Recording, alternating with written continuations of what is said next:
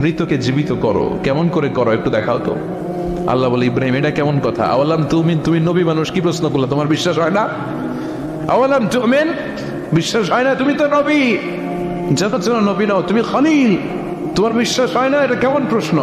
সাইয়েদনা ইব্রাহিম বললেন, বালা, বিশ্বাস হয়, ওয়ালাকিন লিয়াতমাইন্না কলবি, কিন্তু দেখলে ভালো লাগবে। আল্লাহ কেমন করে মৃতরে জীবিত করো তুমি দেখাও। আল্লাহ বললেন, 4টা পাখিরে টুকরা টুকরা করো, জবাই করো, টুকরা টুকরা করো, পায়ের সাথে মাথা মিশাও, মাথার সাথে কলিজা মিশাও, টুকরা টুকরা করে ওই পাহাড়ের মধ্যে ছিটিয়ে দিয়ে আস। এরপরে এই পাশে এসে সুম্মা দুউহুন্না ইয়াতিনাকা সায়া, আমার নামে পাখিগুলোরে ডাক দাও।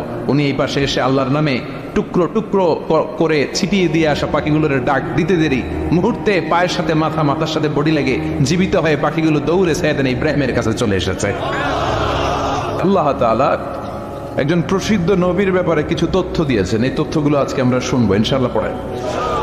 রব্বুল আলামিন বলেন, ওয়াইয বিতালা ইব্রাহিম রাব্বুহু বিকালিমাতিন ফাতাম্মাহুন্না ক্বালা ইন্নী জাঈলুকা লিন-নাসি ইমামা।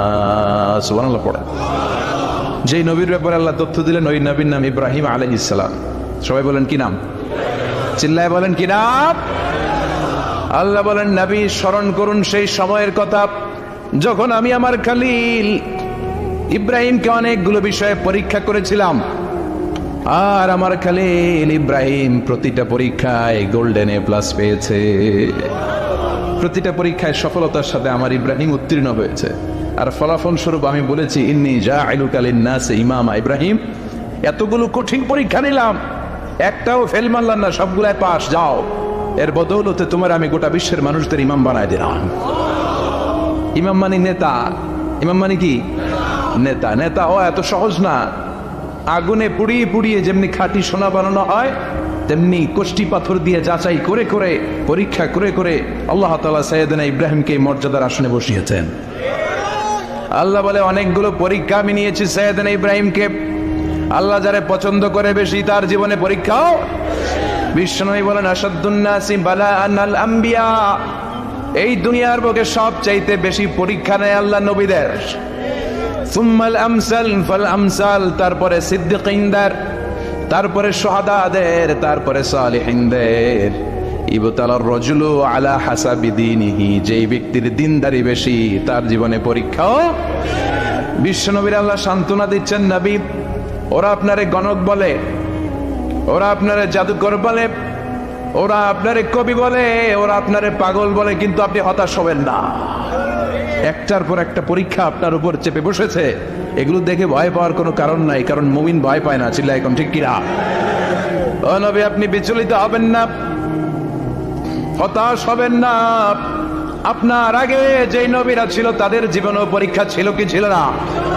আমি আমার খলিল ইব্রাহিমকে অনেকগুলো পরীক্ষা নিয়েছি, প্রতিটা পরীক্ষায় সাইয়েদনা ইব্রাহিম পাশ করেছে। বিশ্বনবীকে আল্লাহ সান্ত্বনা দিচ্ছেন। সুবহানাল্লাহ। পড়েন। বিশ্বনবী, হতাশ হবেন না, ডোন্ট বি স্যাড, লা তাহজান, নেভার লুজ হোপ। ও নবী, আশা হারাবেন না। আপনার উপর যেমন পরীক্ষা আছে, সাইয়েদনা ইব্রাহিমের উপরও পরীক্ষা ছিল। সবার উপর আমি পরীক্ষা নেই। আপনারে ওরা কবি বলে গালি দেয়, গণক বলে গালি দেয়, জাদুকর বলে গালি দেয়, পাগল বলে গালি দেয়। যুগের ব্যবধানে এই গালিগুলো আছে, কিন্তু নামগুলো চেঞ্জ হয়েছে। চিল্লা এখন ঠিক কিনা? এখন আমাদেরকে কবি বলে না, গণক বলে না, পাগল বলে না, এখন আমাদেরকে বলে কাঠ মোল্লা, এখন বলে রাজাকার, এখন কয় যুদ্ধাপরাধী। গালি আছে না নাই? গালির ভার্সন চেঞ্জ হয়, ট্যাগ লাগানোর সিস্টেম চেঞ্জ হয়, কিন্তু ট্যাগ আসরা নেই। আল্লাহ নবীর সান্ত্বনা দিয়ে বলে, নবী ভয় পাবেন না, চিন্তিত হবেন না। আপনার যেমনি পরীক্ষা আমি নিচ্ছি, সাইয়েদনা ইব্রাহিমের আমি পরীক্ষা নিয়েছি। আর প্রতিটা পরীক্ষায় আমার Ibrahim Khalil golden A plus, first class first, global award পেয়েছে। আর এর ফলাফল হিসেবে আমি ইব্রাহিমকে বলেছি, ইব্রাহিম তোমার আমি নেতা বানাই দিলাম। আল্লাহ put সাইয়েদনা Ibrahim in some test, in some test. Everyone has to face test. প্রত্যেককেই টেস্ট এন্ড ট্রায়াল, পরীক্ষার সম্মুখীন হতে হয়। And সাইয়েদনা Ibrahim successfully overcome all the tests. Allah said, Ibrahim, I'm gonna make you the leader. Subhanallah. একটার পর একটা পরীক্ষা আল্লাহ নেয়ার পরে যখন দেখলেন একটা তো ফেল করে না, আল্লাহ খুশি হয়ে বললেন, যাও ইন্নী জাইলুকা লিন-নাসি ইমামা। ইব্রাহিম, আমি মুত্তাকিনদের জন্য, গোটা বিশ্বের মানুষদের জন্য তোমার ইমাম বানায় দিলাম। কত পরীক্ষা যে উনি ওনার জীবনে দিয়েছেন, কত কঠিন রাস্তা যে তিনি পাড়ি দিয়েছেন তার কোনো শেষ নাই। সর্বপ্রথম পরীক্ষা ছিল ইলকাউহু ফিন্নার, অগ্নি পরীক্ষা। কি পরীক্ষা? নমরুদ বলল, ইব্রাহিম ঈমান ছেড়ে দাও, তাহলে জানে বেঁচে যাবা, নাইলে আগুনে ফেলবো। সাইয়েদনা ইব্রাহিমের এক কথা, জীবন যাবে কিন্তু ঈমান যাবে। ঈমানের পথে অবিচল থেকে আমার মরণ যেন হয়, তোমারই কাছে মিনতি আমার, তোমারই কাছে মিনতি আমার।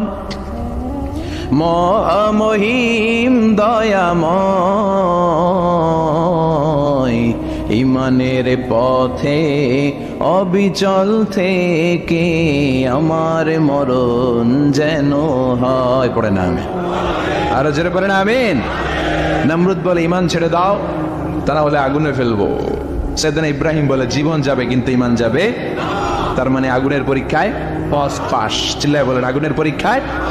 পরীক্ষা নাম্বার 2, একটার পর একটা পরীক্ষা নিতে আল্লাহ শুরু করলেন। আল্লাহ বললেন, ইব্রাহিম যাও, কলিজার টুকরা সন্তানকে আর হাজারকে, আমরা ওনারা ডাকি বিবি হাজরা, আমরা কি ডাকি বাংলাদেশে, আসলে নাম কি হাজার, যাও তোমার স্ত্রী হাজারকে আর ইব্রাহিমকে মক্কা ধুধু প্রান্তরে ফেলে দিয়ে আস। ওখানে মানুষ নাই, প্রাণী নাই, জনমানব শূন্য, দেখি আমার কদ্দুর ভালোবাসো। বলতে দেরি, টু শব্দ নাই, মরুভূমিতে ফেলে দিয়ে আসলেন। তার মানে পরীক্ষা নাম্বার 2তেও কথা বলেন, 2তেও। পরীক্ষা নাম্বার 3, আল্লাহ বললেন, ইব্রাহিম দেখি তোমার হৃদয়ে আমার জায়গা কতটুকু, যাও কলিজার টুকরা সন্তান ইসমাইলের গলার মধ্যে তলোয়ার লাগাও। সাইয়েদনা ইব্রাহিম বিয়ে করার পর থেকে আল্লাহর কাছে চাইতে চাইতে শেষ, মাগা সন্তান হয় না। ওনার প্রথম সন্তানটা হয়েছিল সাইয়েদনা ইসমাইল যখন জন্মগ্রহণ করেছে, ইব্রাহিমের বয়স ছিল 86 বছর। সুবহানাল্লাহ কইতে মনে চায় না? এই এলাকায় আসেনি 86 বছর বয়সে সন্তান হয়েছে? হ্যাঁ, এরকম শক্তিশালী পুরুষ কেউ আছে? 86 বছর বয়সে তো হাঁটতেই পারে না।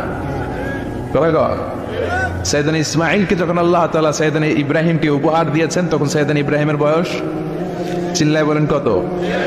86 বছর বয়সে যে কলিজার টুকরা সন্তানটাকে হাতে পেলে, চাঁদের মতো সুন্দর ছেলে, আল্লাহ বললেন, দেখি আমার হৃদয়ে তোমার জায়গা কতটুকু, ইসমাইলের জবাই করো। বলতে দেরি, ছুরি লাগাতে দেরি হয় না। তার মানে এই পরীক্ষায় পাস। একটার পর একটা আল্লাহ পরীক্ষা নিয়েছেন, একটার পর একটা পরীক্ষা। আগুনের পরীক্ষায় পাস, ফ্যামিলি বিসর্জন দাও, পাস। কলিজার টুকরা সন্তানের গলায় ছড়ি লাগাও, পাস। এবার আল্লাহ বললেন, এরপর তোমার বড় দায়িত্ব দিব, তোমাকে হজ প্রোগ্রামের এমডি বানাই দিলাম। আল্লাহ, ম্যানেজিং ডাইরেক্টর অফ হজ। সুবহানাল্লাহ কইবেন না? আল্লাহ বললেন, ইব্রাহিম বিশাল বড় কাফেলা বানাও, হজের আঞ্জাম দাও। সাইয়েদনা ইব্রাহিম বললেন, আল্লাহ দুদুমরু প্রান্তর, জনমানব শূন্য, মানুষ নাই, পাখি নাই, কেউ নাই, কিভাবে আমি হজের আঞ্জাম দেব? আল্লাহ বললেন, ইব্রাহিম হজ প্রোগ্রামের ম্যানেজারগিরি করতে চাইলে 3টা পেশা তোমাকে বেছে নিতে হবে। কয়টা? এই 3টা পেশা এর সমন্বয়ে তুমি হজের প্রোগ্রামের আঞ্জাম দিতে পারবা। পেশা নাম্বার 1, তোমার রাজমিস্ত্রির কাজ করতে হবে। পেশা নাম্বার 2, তোমার জারুদারগিরির কাজ করতে হবে। পেশা নাম্বার 3, তোমার মুয়াজ্জিনগিরি করতে হবে। সুবহানাল্লাহ কইবেন না? وَإِذْ يَرْفَعُ إِبْرَاهِيمُ الْقَوَاعِدَ مِنَ الْبَيْتِ وَإِسْمَاعِيلُ رَبَّنَا تَقَبَّلْ مِنَّا إِنَّكَ أَنْتَ السَّمِيعُ الْعَلِيمُ। সাইয়েদনা ইব্রাহিম আর কলেজার টুকরা সন্তান ইসমাইলকে নিয়ে রাজমিস্ত্রির কাজ শুরু করে দিলেন। আল্লাহু আকবার। কাবা ঘর ভেঙে চুরমার, বাপ বেটা মিলে রাজমিস্ত্রির কাজ, পাথর কেটে কেটে বাপ বেটা মিলে কাবা ঘর বানায়। পেশা নাম্বার 1 শেষ। পেশা নাম্বার 2 জারুদারগিরি। পেশা নাম্বার 2 কি? আল্লাহ বললেন, তাহহিরা বাইতিয়া লিত-তাইফিনা ওয়াল আকিফিনা ওয়ার রুকআইস সুজুদ। মসজিদেরি ঝাড়ু বারদার হোক আমারে হাত, শোনো আমারে মোনাজাত, শোনো শোনো ইয়া ইলাহি আমারে মোনাজাত, শোনো আমারে মোনাজাত। পড়েন আমিন। আল্লাহ বললেন তাহেরা, পরিষ্কার করো মানে ঝাড়ু দাও, বাইচি আমার কাবা ঘর, লিত্তাইফিনা তাওয়াফকারীদের জন্য, ওয়াল আকিফিনা ইতিকাফকারীদের জন্য, ওয়ার রুকআইস সুজুদ রুকুকারীদের জন্য, সিজদাকারীদের জন্য ঝাড়ু দাও। বাপ বেটার রাজমিস্ত্রিগিরি শেষ, এবার ঝাড়ুদারগিরি শুরু। সুবহানাল্লাহ বলে। এরপর আল্লাহ বললেন 3 নম্বরে মুয়াজ্জিনগিরির কাজ করো। ওয়াআযিন ফিন্নাসি বিল হজ্জি ইয়াতুকা রিজালাও ওয়া আলা কুল্লি দামিরি ইয়াতিনা মিন কুল্লি ফাজ্জিন আমিক। ঘর বানিয়েছেন, এই ঘরে তোমরা হজ করতে আসো। সাইয়েদনা ইব্রাহিম বললেন আল্লাহ আমি আর আমার পোলা ছাড়া কেউ নাই। কেউ আছে? মানুষ নাই, আপনারা কেউ নাই, আমি কার সামনে আযান দেব? আমি কার সামনে ঘোষণা দেব? আল্লাহ মানুষ নাই, প্রাণী নাই, পাখি নাই, দৃশ্যমান কিছু নাই, কোথায় আমি ঘোষণা দেব? আল্লাহ বললেন দাঁড়াও, দাঁড়িয়ে তুমি আজান দাও, ঘোষণা দাও। তোমার এই আজানের আওয়াজটা গোটা বিশ্বের সব মানুষের কানের ভেতরে আমি আল্লাহ পৌঁছে দেব। আযিন ফিন্নাস বিল হজ, হজের আজান দাও। উনি আজান দিলেন আইয়ুহান নাস ইত্তাখাযাল্লাহু বাইতান ফাহুজ্জু। আল্লাহ একটা ঘর বানিয়েছে, যাদের সামর্থ্য আছে হজে আসো। সুবহানাল্লাহ পড়েন। তৎকালীন সময়ে গোটা বিশ্বে যারা ছিল সবার কানের ভেতরে এই ঘোষণাটা মানে আজানটা পৌঁছে দিয়েছে কে? আমরা তখন ছিলাম পৃথিবীতে? কই ছিলাম? ফি আলামিল আরওয়াহ, রূহের জগতে। রূহের জগতেও আল্লাহ তাআলা আমাদের কানে পৌঁছে দিয়েছেন। রূহের জগতে থেকে এই আজান শুনে আমরা যারা লাব্বাইক বলার সুযোগ পেয়েছি তাদেরকেই এই দুনিয়াতে হজের নসিব আল্লাহ করে দিবেন। তার মানে হজ প্রোগ্রামের ম্যানেজার। সুবহানাল্লাহ পড়েন। পরীক্ষা কারে কয়? কত প্রকার ও কি কি? হজ প্রোগ্রামের ম্যানেজার বানাইলেন, ম্যানেজিং ডাইরেক্টর, মহাব্যবস্থাপক। হজের আঞ্জাম দাও, আর হজের আঞ্জাম দিতে যে তোমাকে প্রথমে রাজমিস্ত্রির কাজ করা লাগবে পাস, ঝাড়ুদার গিরির কাজ করা লাগবে পাস। আল্লাহর নবী উলুল আজমি মিনার রাসূল মসজিদ ঝাড়ু দেয় না, আমরা মসজিদ পরিষ্কার করতে চাই না, আছে না নাই? বালু দেখলি মুয়াজ্জিনের গালি, কথা কন। মসজিদে ময়লা দেখলে খাদেমের 14 গোষ্ঠী উদ্ধার করে ছাড়ে, আর নিজে পশ্চিম দিকে পড়ে আসারও ভাই না, আছে না নাই? মসজিদ ঝাড়ু দেওয়া শুধু মুয়াজ্জিনের কাজ, খাদেমদারের কাজ। মসজিদ পরিষ্কার রাখা আমাদের সবার কাজ। চিল্লা এখন ঠিক কিনা? যাদের অন্তরে জ্বালা যন্ত্রণা, যাদের দোয়া কবুল হয় না, আপনি মসজিদ ঝাড়ু দিয়ে দেখেন মুহূর্তে দোয়া কবুল হয়ে যাবে। অন্তরের জ্বালা যন্ত্রণা দূর হয়ে যাবে, অন্তরের অহংকার নিমিষে কেটে যাবে। যার মানে আল্লাহ বললেন রাজমিস্ত্রি হও, সেটাও হলেন, ঝাড়ুদার হও, সেটাও হলেন, আজান দাও, সেটাও হলেন। তার মানে হজের যে পরীক্ষা নিলেন এটাতেও কথা কর, শুনতেছেন? 4টা ভয়ঙ্কর পরীক্ষা নিলেন, 4টাতে পাস। পরীক্ষা নাম্বার 5। আল্লাহ বললেন ইব্রাহিম বয়স কত? সাইয়েদনা ইব্রাহিম বললেন 80 বছর। আল্লাহ বললেন নিজ হাতে নিজের সুন্নতে খাতনা সেরে দাও। সহিহ বুখারীর বর্ণনা, ইখতাতানা সাইয়েদনা ইব্রাহিম আলাইহিস সালাম ওয়া হুয়া ইবনু 80 সানা বিল কদুম। বুখারীর বর্ণনা, 80 বছর বয়সে কুঠার দিয়ে লজ্জাস্থানের সামনের চামড়াটা কেটে নিজ হাতে নিজের সুন্নতে খাতনা সেরেছে। এমনি এমনি আল্লাহর প্রিয় হন নাই, এমনি এমনি গোটা বিশ্বের মানুষদের লিডার হন নাই। পরীক্ষার পর পরীক্ষা দিয়ে তিনি আল্লাহর সম্মানের চেয়ারে আসীন হয়েছেন। চিল্লায় বলেন ঠিক কিনা? এজন্য আল্লাহ বললেন ওয়াইয বিতালা ইব্রাহিম রাব্বুহু বিকালিমাতিন ফাতাম্মাহুন্না ক্বালা ইন্নী জাঈলুকা লিন-নাসি ইমামা। ও নবী, স্মরণ করুন সেই সময়ের কথা যখন আমি আমার খলিল ইব্রাহিমকে অনেকগুলো পরীক্ষা নিয়েছিলাম, আর প্রতিটি পরীক্ষায় আমার খলিল সফলতার সাথে উত্তীর্ণ হয়েছিল। ফলাফল স্বরূপ আমি ইব্রাহিমকে জানিয়ে দিলাম, যাও ইব্রাহিম, গোটা বিশ্বের মানুষের জন্য তোমার নেতা বানাইয়া দিলাম। তিনি আমাদের নেতা, leader of the all human being on earth. পৃথিবীতে যারা আছে সবার নেতা। চিল্লা এখন ঠিক কিনা? এত বরকতের মানুষ, এত বরকতের ফ্যামিলি, ওনার ফ্যামিলি যেখানে তাকিয়েছে ওইখানে বরকত, যেখানে পা লেগেছে ওইটা বরকত। যে মাটিতে হাত দিয়েছে মাটিটারে সোনা বানিয়ে দিয়েছে কে? সাইয়েদনা ইব্রাহিমের পা লেগেছিল একটা পাথরে, ওই পাথরটারে মুসল্লা বানায় দিল কে? ওয়াত্তাখিযু মিন মাকামি ইব্রাহিম মুসাল্লা। আল্লাহ বললেন ইব্রাহিমের দাঁড়ানোর জায়গার পাথরটারে তোমরা মুসল্লা বানিয়ে নাও। হজ করছেন কারা কারা দেখি, অথবা উমরা? আরো বাড়ছে উমরা গোয়াতে, মাশাআল্লাহ। যাদের হাত ওঠে নাই এরাও যেন আল্লাহ অতি শীঘ্রই হজ করতে পারে, উমরা করতে পারে। আরে কি বরকতের জায়গা, আল্লাহ বারবার নসিব করো তুমি। কি বরকতের জায়গা, প্রতিদিন 120টা রহমত নাজিল হয় এই কাবা ঘরকে কেন্দ্র করে। 60টা রহমত যারা খালি তাওয়াফ করে। এই তাওয়াফের ইবাদতটা ওই জায়গা ছাড়া পৃথিবীর কোথাও করা যায়? কথা বলেন। এজন্য 60টা রহমত যারা তাইফিন তাওয়াফ করে, আর বাঈরা লিল মুসাল্লিন, আর 40টা রহমত যারা কাবা ঘরে নামাজ পড়ে। 40 আর 60 100, বাকি রইল কয়টা? ওয়ালা 20 লিন-নাযিরিনা ইলাল কাবা। বাকি 20টা যারা তাওয়াফও করে না, সালাতও পড়ে না, খালি কাবা ঘরের দিকে তাকায় থাকে। সুবহানাল্লাহ। কাবা ঘরের দিকে ফেলফেল করে তাকায় থাকলো, আমলনামায় 20টা রহমত নাজিল করে কে? এত বরকতের ফ্যামিলি। সাইয়েদনা ইব্রাহিম সন্তান হলো ইসমাইল, স্ত্রীর নাম হাজার। 3 জনের ফ্যামিলি, চিল্লা বলেন কয়জন? এই 3 জনের ফ্যামিলির এত বরকত, যেই জায়গায় হাত লেগেছে জায়গাটারে বরকতময় করেছে কে? যেখানে পা লেগেছে বরকত দিয়ে ভরে দিয়েছে কে? সাইয়েদনা ইব্রাহিম রাজমিস্ত্রিগিরি যখন করতেছিলেন, বানাতে বানাতে আর নাগাল পায় না। আল্লাহ বলে এই পাথরটার উপরে দাঁড়াও। উনি দাঁড়ালেন, এবার যতটুকু উপরে ওঠা লাগে পাথরটা অটোমেটিক্যালি উপরে উঠে যায়। যতটুকু নামা লাগে অটোমেটিক্যালি নিচে নেমে যায়। পৃথিবীর কোন পাথরে আপনি ইচ্ছা মতো লাথি মারলো এখানে পায়ের দাগ পড়বে যে না? সাইয়েদনা ইব্রাহিম ওখানে দাঁড়ানোর সাথে সাথে ওনার ফুটপ্রিন্ট পাথরের মধ্যে লেগে যায়। কাবা ঘরের পাশে গোটা বিশ্বের মানুষের কাছে চিরম্লান করার জন্য, চিরস্মরণীয় করে রাখার জন্য কাবা ঘরের পাশে আল্লাহ এই পাথরটার স্থান দিয়েছেন। মাকাম ইব্রাহিম। বিশ্বনবী তাওয়াফ করার পরেই ওই জায়গায় 2 রাকাত নামাজ পড়তেন। আপনারাও যারা হজ উমরা করবেন, তাওয়াফ করার পরেই মাকাম ইব্রাহিমে 2 রাকাত সালাত পড়া সুন্নাত। তার মানে পা লাগছে, ওইটা হয়ে গেছে আমগো মুসাল্লা।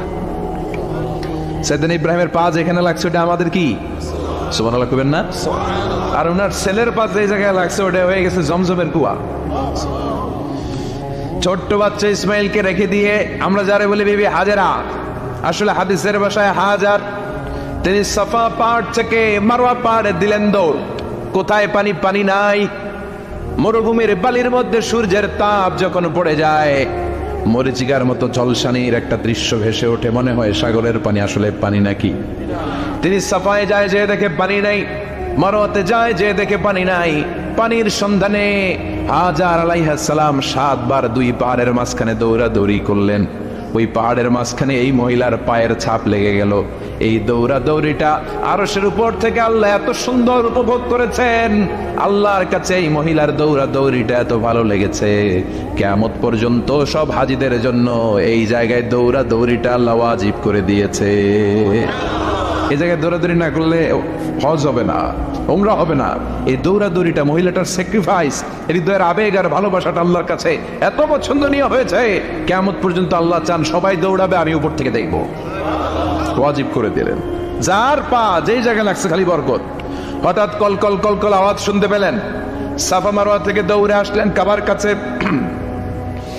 এসে দেখলেন ফেলে রাখা দুধের বাচ্চা ইসমাইলের পায়ের ধাক্কায় জমিন থেকে পানি বের হতে শুরু করেছে। কলকল কলকল আওয়াজ। ওনারা আরবি ভাষা জানতেন না। সাইয়েদনা ইব্রাহিম, ইসমাইল, হাজার এরা সুরিয়ানি ভাষার মানুষ ছিলেন। সুরিয়ানি ভাষায় উনি বসে পানি যাতে মরুভূমির বালুতে লেগে শুকিয়ে না যায়, বালু দিয়ে বাঁধ দিতেছে। আমরা বাঁধ দেই না পানি আটকানোর জন্য? দেখেন নাই মনে হয়? দেখেন নাই? পানি আটকানোর জন্য বাঁধ দেই আমরা। হাজার এসে বালু দিয়ে বাঁধ দিতেছে নিজে নিজে, আর নিজের সুরিয়ানি ভাষায় বলতেছে যাও যাও, মানে থাম থাম, পানি যাইস না তুই। জাম মানে কেফ কেফ, স্টপ স্টপ, থাম থাম, আরে পানি চলে যাস না, থাম থাম। ওনার মুখ নিঃসৃত এই জাম জাম শব্দ দুইটা আল্লাহ এত পছন্দ হয়েছে, কিয়ামত পর্যন্ত আল্লাহ এই কুয়ার নাম জামজামের কুয়া করে দিয়েছেন। বরকত আর বরকত। ছেলেকে মিনার প্রান্তরে রেখে জবাইয়ের দৃশ্যটা আল্লাহর ভালো লেগেছে। কিয়ামত পর্যন্ত ঈদুল আজহাতে সবাই আমরা প্রাণী শুইয়ে এরকম জবাই করব, এটা আল্লাহ ওয়াজিব করে দিয়েছে। সুবহানাল্লাহ। যার মানে এমন ফ্যামিলি খালি বরকত আর বরকত। আর আল্লাহ বললেন এই ফ্যামিলিতে আমি কিতাবও দিয়েছি, নবুয়তও দিয়েছি। ওয়াজআলনা ফি যুররিয়াতিহিন নুবুওয়াতা ওয়াল কিতাব। সাইয়েদনা ইব্রাহিমের ফ্যামিলির ভেতরে আমি নবুয়ত দিয়েছি, কিতাব দিয়েছি। এই পৃথিবীতে যত নবীর নাম আপনি বলবেন সবগুলো সাইয়েদনা ইব্রাহিমের নাতিপুতি। লক্ষাধিক নবী পৃথিবীতে, 5-7 জন ছাড়া। কজন ছাড়া? উপরের 5-7 জন ছাড়া যত নবী আপনি নাম বলতে পারবেন, যাদের নাম জানি কিংবা জানি না, সব সাইয়েদনা ইব্রাহিমের বংশধর, ওনার নাতিপুতি। ওনার আল্লাহ 86 বছর বয়সে দিলেন সাইয়েদনা ইসমাইল আলাইহিস সালামকে। ওনার বয়স যখন 100 তখন দিলেন সাইয়েদনা ইসহাক আলাইহিস সালামকে। তাহলে ওনার প্রথম ছেলের নাম, দ্বিতীয় ছেলে আওয়াজ করে বলেন, প্রথমটা, দ্বিতীয়টা ইসহাক। দুর্ভাগ্যজনক হলেও সত্য, ইসমাইলের চেনে কোনো নবী আল্লাহ দেন নাই, কোনো নবী নাই। সব নবী এই চেনে, এই চেনে। হাজার হাজার লক্ষাধিক নবী খালি ইসহাকের বংশে নামে, এই বংশে কোনো নবী নাই।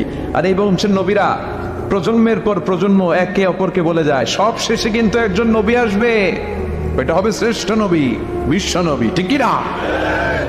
একের পর এক নবুয়ত আল্লাহ এই চেনে দিলেন। ইসহাকের চেইনে, সাইয়েদনা ইসমাইলের চেইনে কোনো নবী নাই। এত নবী এখানে এসেছে, এরা ভেবেই নিয়েছে ওই যে শেষ নবী, যেটা শ্রেষ্ঠ নবী, এটাও এখানে আসবে। কিন্তু আস্তে আস্তে হাজার হাজার লক্ষাধিক নবী আল্লাহ এইখানে পাঠিয়ে সাইয়েদনা ঈসা আলাইহিস সালামের পর আল্লাহ স্টপ মেরে দিলেন। স্টপ মেরে দিয়ে 570 বছর পরে শ্রেষ্ঠ নবীটারে আল্লাহ এই চেনে পাঠিয়ে দিলেন। এজন্য আমরা হচ্ছি বানি ইসমাইল। আমরা কি? বিশ্বনবী হচ্ছেন বানি ইসমাইল, বিশ্বনবী কি? আর এরা হচ্ছেন বানি Israil. Changing the leadership from বানি ইসরাইল টু বানি ইসমাইল। এজন্য অহংকারীদের পরিণাম শুভ হয় না। এরা নবী পেতে পেতে এই প্রজন্ম অহংকারী হয়ে উঠেছিল আর গালি দিচ্ছিল, এই চেইনটা আটকুরা চেইন, নবী আসার দিক থেকে এই চেইনে কোনো নবী নাই, সব নবী এই চেইনে আমরা পাই, আর শ্রেষ্ঠ যে নবীটা আসবে সেটাও এই চেইনে আসবে। আল্লাহ কয় না, আমি খেলা উল্টায় দিব, সব নবী এখানে পাঠালেও শেষ নবী আমি এখানে পাঠাবো না। শেষ নবী আল্লাহ তাআলা সাইয়েদনা ইসমাইলের চেইনে পাঠিয়ে দিয়েছেন। চিৎকার করে পড়েন আল্লাহু আকবার। পৃথিবীর সর্বশ্রেষ্ঠ 3টা ধর্ম, ইহুদিবাদ,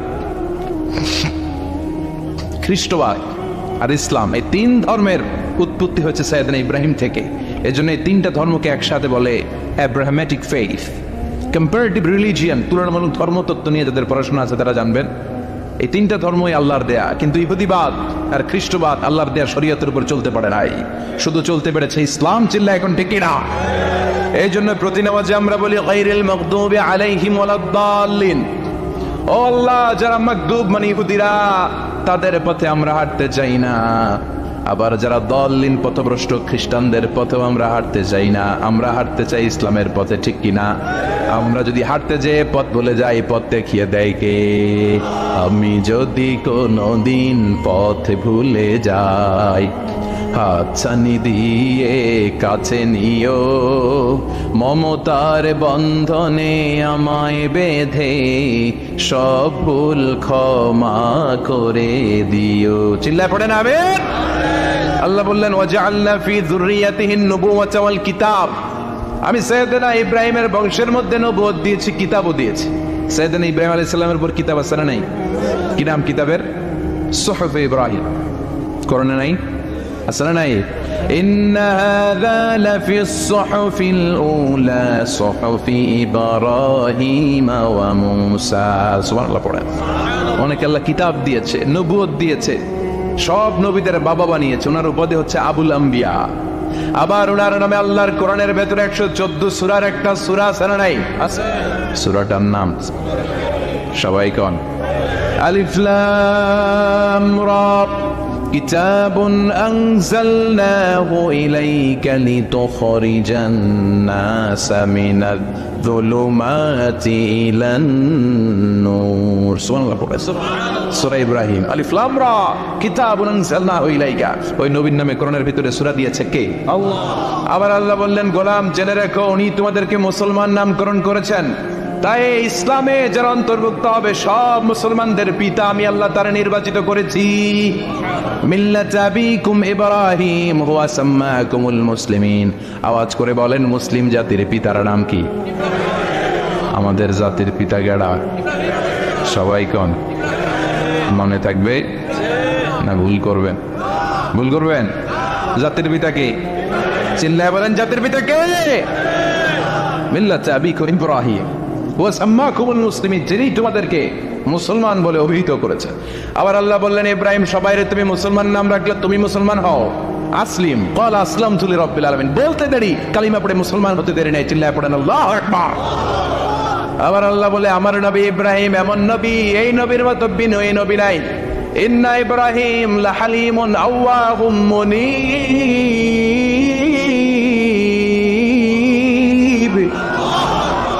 ইন্না ইব্রাহিম লাহালিম আওয়াহ মুনীব, এই নবী সহনশীল নবী। সুবহানাল্লাহ পড়েন।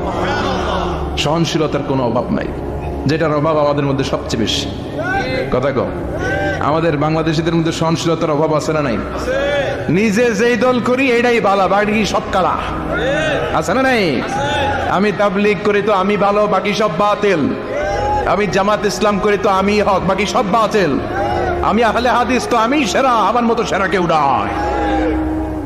এরকম অসহনশীল মানসিকতা আছে না নাই? নিজে যেটা বুঝি এটাই ভালো, বাকিরা কেউ ভালো না, বাকি কেউ ভালো না। আহা, কি ভয়ঙ্কর অবস্থা। কিন্তু সাইয়েদনা ইব্রাহিমের আব্বা সেটা ছিল না, উনি সহনশীল ছিলেন। আমাদের বাংলাদেশে দেখেন কত ইসলামিক দল, কত পীরের মরি, কত পীর। এই দেশে যত পীর, অনেক দেশে জনগণ এত নাই। কথা কন, এত পীর এই দেশে, অনেক দেশের জনসংখ্যাও এত না। এক ইসলাম, এক কোরআন, এক নবী, তারপরে গুতাগুতি আছে না নাই? কেউ কাউরে দেখতে পারে না, ঠেলাঠেলি। হ্যাঁ, এ কাফের, তুই কাফের, তোর নানা কাফের, তোর 14 গোষ্ঠী কাফের, তোর পিসাব কাফের, আছে না নাই? কয় আমার পিসাব কাফের হলে তোর পিসাবের 14 গোষ্ঠী কাফের। ওই কাফের মরলে যেখানে কবর দেয়া হবে, ওই কবরের উপরে যে ঘাস উঠবে, ওই ঘাস যে গরু খাবে, ওই গরুর দুধ যে খাবে, ওইটাও কাফের। কথা কন, আছে না নাই? কেউ কারো ভালো সহ্য করতে পারে? একজন বলছিল, ভাই এই বাংলাদেশের জাতীয় খেলা হাডুডু হইলো কেন? আমাদের জাতীয় খেলার নাম, কথা কন, দেখছেন একটা সামনে যাইতে চাইলে বাকি সবাই ট্যাং ধরে নিচের দিকে নামে, আছে না নাই? সামনে যেতেই দিবে না, ভালো কাজ করতেই দিবে না, কারো ভালোটা কেউ সহ্য করে না। উপরের দিকে উঠতে চাইলে ট্যাং ধরে ওইটা নামায়। এজন্য আমাদের জাতীয় খেলা হাডুডু। কথা বলেন। আল্লাহ বললেন সাইয়েদনা ইব্রাহিমের চরিত্র কিন্তু এমন ছিল না। ইন্না ইব্রাহিম লাহালিমুন আওয়াহুম মুনীব, আমার ইব্রাহিম ছিল সহনশীল। আল্লাহু আকবার। আমাদের বাংলাদেশিদের এখন সবচেয়ে বেশি দরকার এটা, সহনশীলতা। আমরা অযাচিত মন্তব্য করতে দ্বিধাবোধ করি না, কমেন্টস করতে দ্বিধাবোধ করি না। ফেসবুকে, ইউটিউবে কমেন্টস আছে না নাই? আছে। কার ব্যাপারে তুমি কমেন্টস করো, কি বিষয়ে কমেন্টস করো, ওই বিষয়ে আদৌ তোমার ধারণা আছে কিনা, পড়াশোনা আছে কিনা, তুমি ওইটাতে স্পেশালিস্ট কিনা, কোনো ধারণা। ইচ্ছে মতো কমেন্ট আছে না নাই? ইচ্ছে মতো মন্তব্য, একে অপরের প্রতি হিংসা, কোনো ভালোবাসা নাই, মহব্বত নাই। এক নবীর এক লা ইলাহার পতাকার তলে আমরা দাঁড়িয়ে, চিল্লায় বলেন ঠিক কিনা? তারপরে গুতাগুতি, কিলাকিলি, কেউ কাউরে দেখতে পারে না।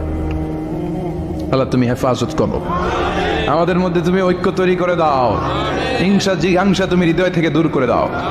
আবার আল্লাহ বললেন ইন্না ইব্রাহিম কানা উম্মাতান ওয়াহিদা, আমার খলিল ইব্রাহিম শুধু সহনশীল নয়, আমার খলিল ইব্রাহিম একাই একটা উম্মত। আল্লাহ, এটা একটা কথা হইলো, একা একটা উম্মত হইতে পারে?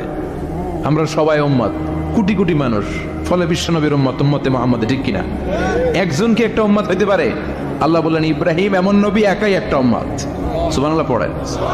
ইন্না ইব্রাহিম কানা উম্মাহ ওয়াহিদার, কারণ উনি যখন জমিনে ছিলেন একটা লোক আল্লাহর নাম নেয়ার মতো ছিল না, সব ছিল মুশরিক। উনি ছাড়া সব মুশরিক। উনি ছিলেন মুওয়াহহিদ, তাওহীদের পক্ষে। উনি ছাড়া পৃথিবীতে তখন যারা ছিল সব ছিল তাওহীদের বিপক্ষে, মানে মুশরিক। আল্লাহ বুঝাতে চাইলেন পুরো মুশরিক গোষ্ঠী একটা উম্মত, আমার ইব্রাহিম খলিল একাই আরেক উম্মত। ইন্না ইব্রাহিম কানা উম্মাতান ওয়াহিদা, সাইয়েদনা ইব্রাহিমের সময়কালে মুসলমান বলতে কেউ ছিল না, উনি একা ছাড়া। তার মানে গোটা বিশ্বের সব মুশরিক মিলে একা একটা উম্মত, সাইয়েদনা ইব্রাহিম নিজে নিজে একটা উম্মত। কি পরীক্ষা করে, কিভাবে আল্লাহ ওনার উত্তীর্ণ করেছেন। এজন্য খুশি হয়ে আল্লাহ ওনারে খালিল উপাধি দিয়েছেন। কথা কম, ওনার কিছু উপাধি আছে, একটা হচ্ছে সিদ্দিক। কি উপাধি? আমাদের অনেকের নাম আছে না? এদিকে আছে সিদ্দিক নামে কেউ? মাশাআল্লাহ আছে। তো সিদ্দিক মানে কি জানেন? হ্যাঁ, কথা কন। সত্যবাদী, শুধু সত্যবাদী না, সত্য প্রকাশে, সত্য গ্রহণে, সত্যের ব্যাপারে আপোষহীন, কোনো আপোষ করে না। চিল্লা এখন ঠিক কিনা? বিশ্বনবী মেরাজে গেলেন, মেরাজ থেকে ফিরে আসলেন, বিশ্বনবী বর্ণনা করলেন, আমি বাইতুল মাকদাস দেখেছি মাঝরাতে, লক্ষাধিক নবীকে নিয়ে নামাজের ইমামতি করেছি, 7 আকাশ দেখেছি, আল্লাহর আরশ দেখেছি, আল্লাহর সাথে কথা বলেছি, আবার ফজরের আগেই মক্কায় ফিরে এসেছি। সবাইকে খাইছে মোহাম্মদের মাথার তার ছিঁড়ে গেছে, নাউজুবিল্লাহ পড়ে। আবু জাহেল, উতবা, সাইবা সবাই মিলে একটা সুযোগ পেল, বললো এতদিন আমরা আবু বকররে বুঝাইতে পারি না, আজকে মোহাম্মদ যে গাঞ্জাখুরি কথা বলে এটা বললে আবু বকররে আমাদের দলে নিয়ে আসা যাবে। সবাই সাইয়েদনা আবু বকরের কাছে যায়, যে বলে আবু বকর জানো নাকি তোমার নবী নতুন কথা আমদানি করেছে? কি বলেছে আমার নবী? তোমার নবী বলে মাঝরাতে বাইতুল মাকদাস গিয়েছে। বাইতুল মাকদাসে তখন দ্রুতগামী ঘোড়া দিয়ে ছুটলেও যেতে লাগে 15 দিন। অ্যাবাউট টার্ন কাম ব্যাক, ফিরে আসতে আরো 15 দিন, মোট কয় দিন? 1 মাস। যেতে আসতে 1 মাস। তোমার নবী মাঝরাতে নাকি বাইতুল মুকাদ্দাসে ইমামতি করছে, 7 আকাশ ঘুরেছে, আল্লাহর আরশ দেখেছে, আল্লাহর সাথে কথা বলেছে, আবার ভোর হওয়ার আগে নাকি মক্কার জমিনে ফিরে এসেছে। আবু বকর বললেন, আসলেই কি আমার নবী কথা কইছে? সবাই এক বাক্যে বলে, হ্যাঁ তোমার নবী মুহাম্মদ এই কথা বলেছে। আবু বকর দ্ব্যর্থহীন কণ্ঠে ঘোষণা করে দিলেন, আমার নবী যদি এই কথা বলে থাকে, আমার নবী সত্য বলেছে, সত্য বলেছে, তিনি কখনো মিথ্যা বলতে পারে? বিশ্বনবী খুশি হয়ে গেলেন, সাইয়েদনা আবু বকরের জন্য দোয়া করে দিলেন, আর বললেন, আবু বকর আনতা লাস্তা আবু বকর ফাকাত, আজকে থেকে তুমি শুধু আবু বকর নও, আজকে থেকে তুমি আবু বকর as-সিদ্দিক। সিদ্দিক, সত্য গ্রহণে, সত্য প্রকাশে, সত্য মানার ক্ষেত্রে আপোষহীন, কোনো আপোষ নাই। চিল্লা এখন ঠিক কিনা? সে আল্লাহ বললেন, ওয়াযকুর ফিল কিতাবি ইব্রাহিম ইন্নাহু কানা সিদ্দীকান নাবিয়্যা।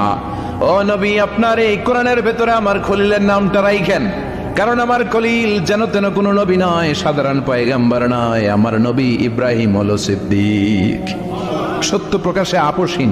এজন্য আল্লাহ খুশি হয়ে ওনার একটা টাইটেল দিলেন, টাইটেলটা হলো খলিল। ওয়াত্তাখাযাল্লাহু ইব্রাহিমা খলিল। চিল্লায় বলেন, ওয়াত্তাখাযাল্লাহু ইব্রাহিমা, আমি ইব্রাহিমকে খলিল বানিয়েছি। খলিল মানে দোস্ত। খলিল মানে কি?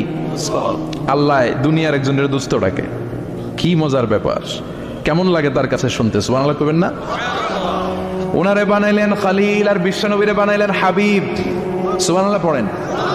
বাপ বেটা সব নিয়ে গেছে। সেদিন ইব্রাহিম হচ্ছেন বাবা, আর বিশ্বনবী ছেলে। বিশ্বনবীর অনেক উপরের পুরুষ হচ্ছে সাইয়েদনা ইব্রাহিম, তো এটা পর্দাদা না, বাবা না? বিশ্বনবী বলতেন, আনা দাওয়াতু আবি ইব্রাহিম, আমি নবীরে বয়ানাসানাসি করব, আমি তো ইব্রাহিম আলাইহিস সালামের দোয়ার ফসল। উনি যদি মক্কায় দাঁড়িয়ে দোয়া না করতেন, আমার বিশ্বনবীর জন্ম হতো না। সুবহানাল্লাহ পড়েন। এজন্য বাবা হলো খলিল, ছেলে হলো হাবিব। খলিল মানেও বন্ধু, হাবিব মানেও বন্ধু। খলিল মানে এমন বন্ধু যেই বন্ধু আল্লাহরে খুশি করার জন্য কাজ করে, আর হাবিব মানে এমন বন্ধু যারে খুশি করার জন্য আল্লাহ নিজে কাজ করে। কার পাওয়ার বেশি? হাবিবের কয়েক ডিগ্রি বেশি। সুবহানাল্লাহ পড়েন। তার মানে বাপ বেটা, বাবা হলো খলিল, ছেলে হলো হাবিব। এই বাপ বেটার মধ্যে অনেক বিষয় মিল আছে না নাই? হাদিস কোরআনে খুঁজলে আপনি অনেকগুলো মিল পাবেন। আজকে 7টা মিলের কথা শোনাবো। সাইয়েদনা ইব্রাহিম আলাইহিস সালাম আর বিশ্বনবীর মাঝে 7টা মিল খুঁজে পাওয়া যায়। চিৎকার করে বলেন, কয়টা? 7টা। শুনবেন? কষ্ট হচ্ছে? ঘুমে ধরছে? রাত তো অনেক হয়ে গেল, সর্বনাশ 11টা। হ্যাঁ শুনবেন? কতক্ষণ? সারা রাত। তাকবীর পড়া যাবে? হ্যাঁ জোরে না আসতে? ভাগাভাগি করে দেন। শুরুতে বিবাহিতরা দেন, তারপর অবিবাহিতরা দেন, তারপর সবাই দেন। দিবেন? বিবাহিত কারা কারা আসছেন দেখি? সব ঘটনা কি? অবিবাহিত নাই এলাকায়? হ্যাঁ কম। মাশাআল্লাহ, তো বরকতের এলাকা। আলহামদুলিল্লাহ। দেখি অবিবাহিত কারা কারা আসছেন? এগুলো আইলো করতে গিয়ে আবার 2 হাত করে তুলছে না? 1 হাত 1 হাত। ঠিক আছে, মাশাআল্লাহ। শুরুতে বিবাহিতরা দেন, এরপর অবিবাহিতরা দিয়েন। শুরুতে বিবাহিতরা রেডি হন। আমি লিল্লাহি তাকবীর বললে আল্লাহু আকবার। গলা দাঁড় দিতেছে অনেকে। বিবাহিতরা রেডি? দেখবো কাদের পারফরমেন্স কেমন হয়। বিবাহিতরা পড়েন লিল্লাহি তাকবীর। অনেক আওয়াজ, সংখ্যায় বেশি এরা। এবার অবিবাহিতদের পালা। হ্যাঁ অবিবাহিতরা রেডি? দেখি কি অবস্থা। এবার অবিবাহিতরা দাও লিল্লাহি তাকবীর।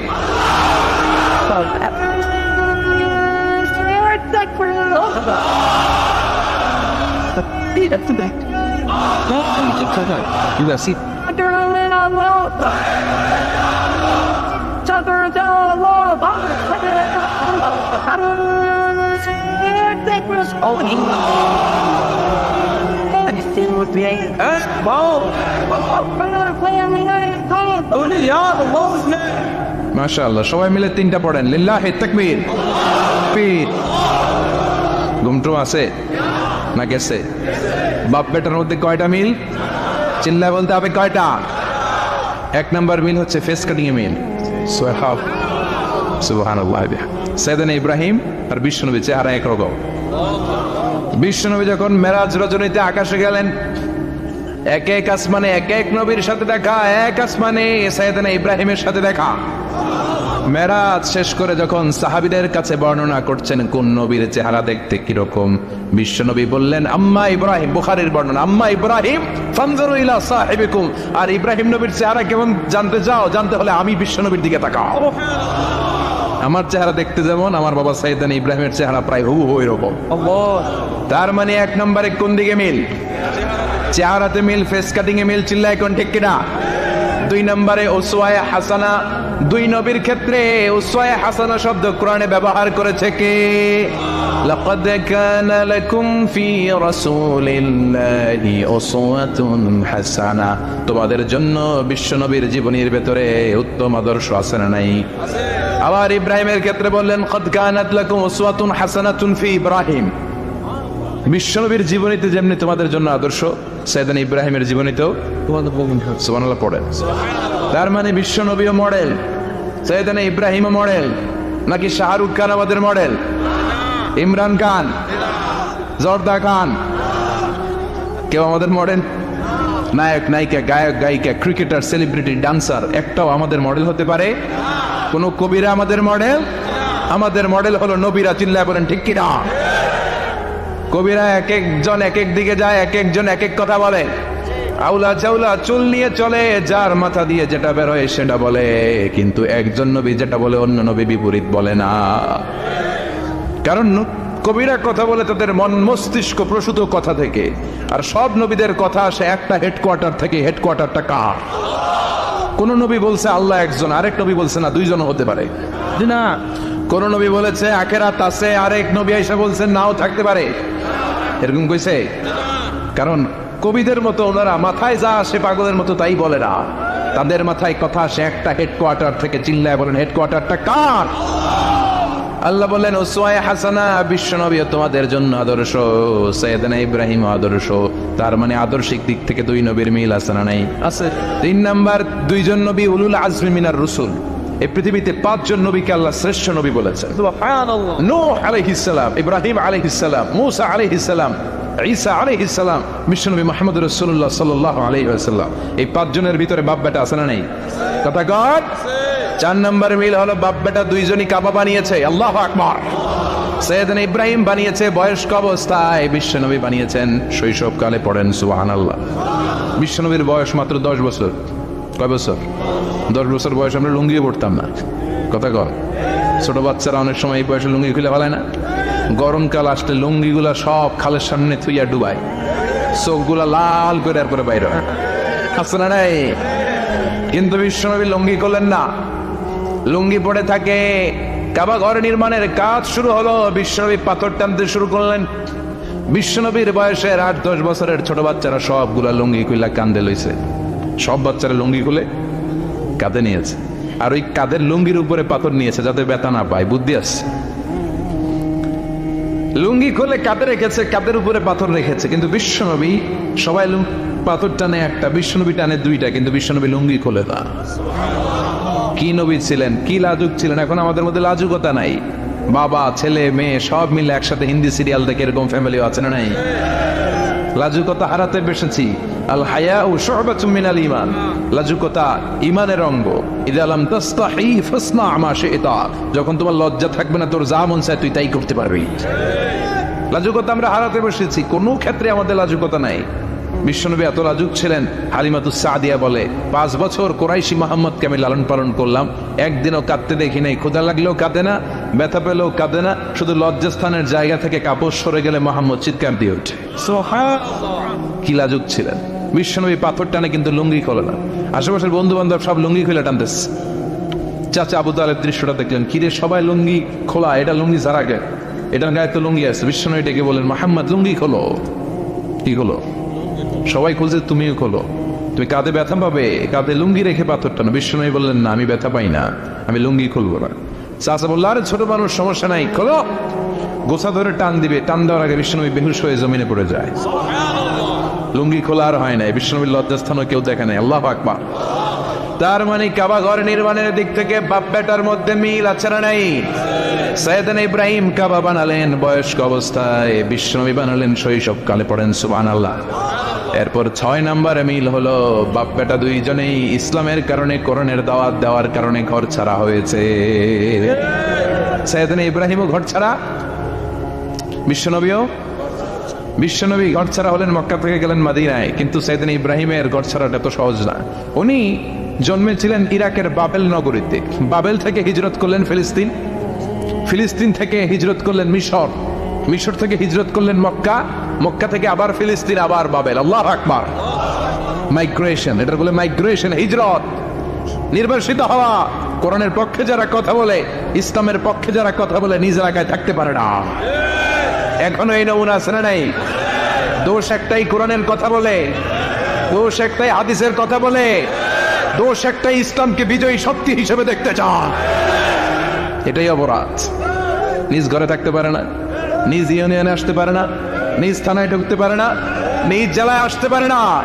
আল্লাহ বলে, ওয়ালা তাহিনু ওয়ালা তাহসানু ওয়া আনতুমুল আ'লাউনা ইন কুনতুম মুমিনিন। ভয় পেও না, চিন্তা করো না, বিজয় তোমাদেরই হবে। ঠিক? যারা জালিম তাদের জন্য আমার পক্ষ থেকে সাহায্য আসে না।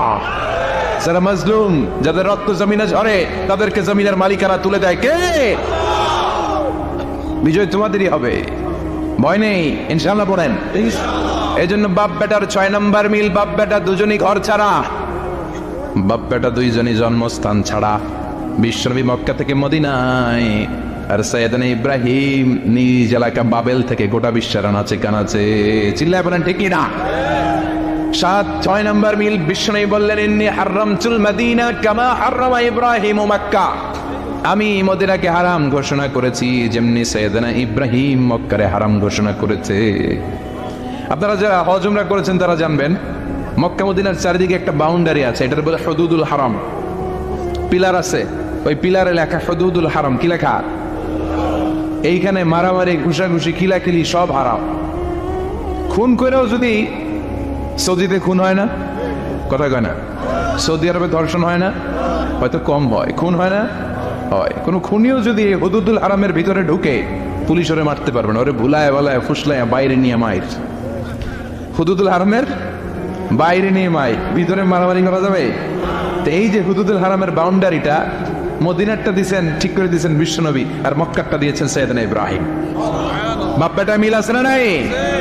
এরপরে বাপ বেটার মধ্যে 7 নম্বরে মিল হলো, বাপ বেটার একজন হলো সব নবীদের নেতা, আরেকজন হলো সব নবীদের পিতা।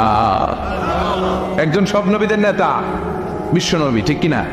আরেকজন সব নবীদের পিতা সাইয়েদনা। এই জন্য আমরা যখন শেষ বৈঠকে নামাজের শেষ বৈঠকে যখন সালাম ফেরার জন্য প্রস্তুতি নেই, তার আগে বাপ বেটা দুইজনের উপরে সালাম আছে না নাই? আছে। একটা দুরুদ আছে না নাই? দুরুদের নাম দুরুদে আল্লাহুম্মা সাল্লি আলা মুহাম্মদ ওয়া আলা আলি মুহাম্মদ কামা সাল্লাইতা আলা ইব্রাহিম ওয়া আলা আলি ইব্রাহিম ইন্নাকা হামিদুম মাজিদ। আল্লাহ সাইয়েদনা ইব্রাহিম ও তার বংশের উপর যেমনি রহমত প্রেরণ করেছেন, বিশ্বনবী ও তার বংশের উপর রহমত নাজিল করেন। আল্লাহুম্মা বারিক আলা মুহাম্মদ ওয়া আলা আলি মুহাম্মদ কামা বারাকতা আলা ইব্রাহিম ওয়া আলা আলি ইব্রাহিম ইন্নাকা হামিদুম মাজিদ। ও আল্লাহ, সাইয়েদনা ইব্রাহিমের বংশের উপর এবং তার উপর যেমনি বরকত নাজিল করেছেন, বিশ্বনবী ও তার বংশের উপর তেমনি বরকত নাজিল করেন। দেখেন, দুইজনের কথাই আছে, বিশ্বনবীর কথাও আছে, সাইয়েদনা ইব্রাহিমের কথাও আছে। এই 7টা দিক থেকে বাপ বেটার মধ্যে মিল রেখেছে কে? সুবহানাল্লাহ, কি নবী ছিলেন, খলিল বললেন আল্লাহ। এই সাইয়েদনা ইব্রাহিম আলাইহিস সালাম ওনার জীবনে যখন যেভাবে যে মুহূর্তে যেই কথাগুলো বলেছিলেন সবগুলো কথা কোরআনে তুলে ধরেছে কে? কথাগণ। পৃথিবীর কোন নবীর কথোপকথন, ডায়ালগ, কনভারসেশন এভাবে আল্লাহ তুলে ধরে নাই সাইয়েদনা ইব্রাহিম ছাড়া। সুবহানাল্লাহ পড়েন। যার সাথে যা বলেছেন, উনি ওনার নিজের সাথে কথা বলতেন, এই কথা কোরআনে আছে না নেই?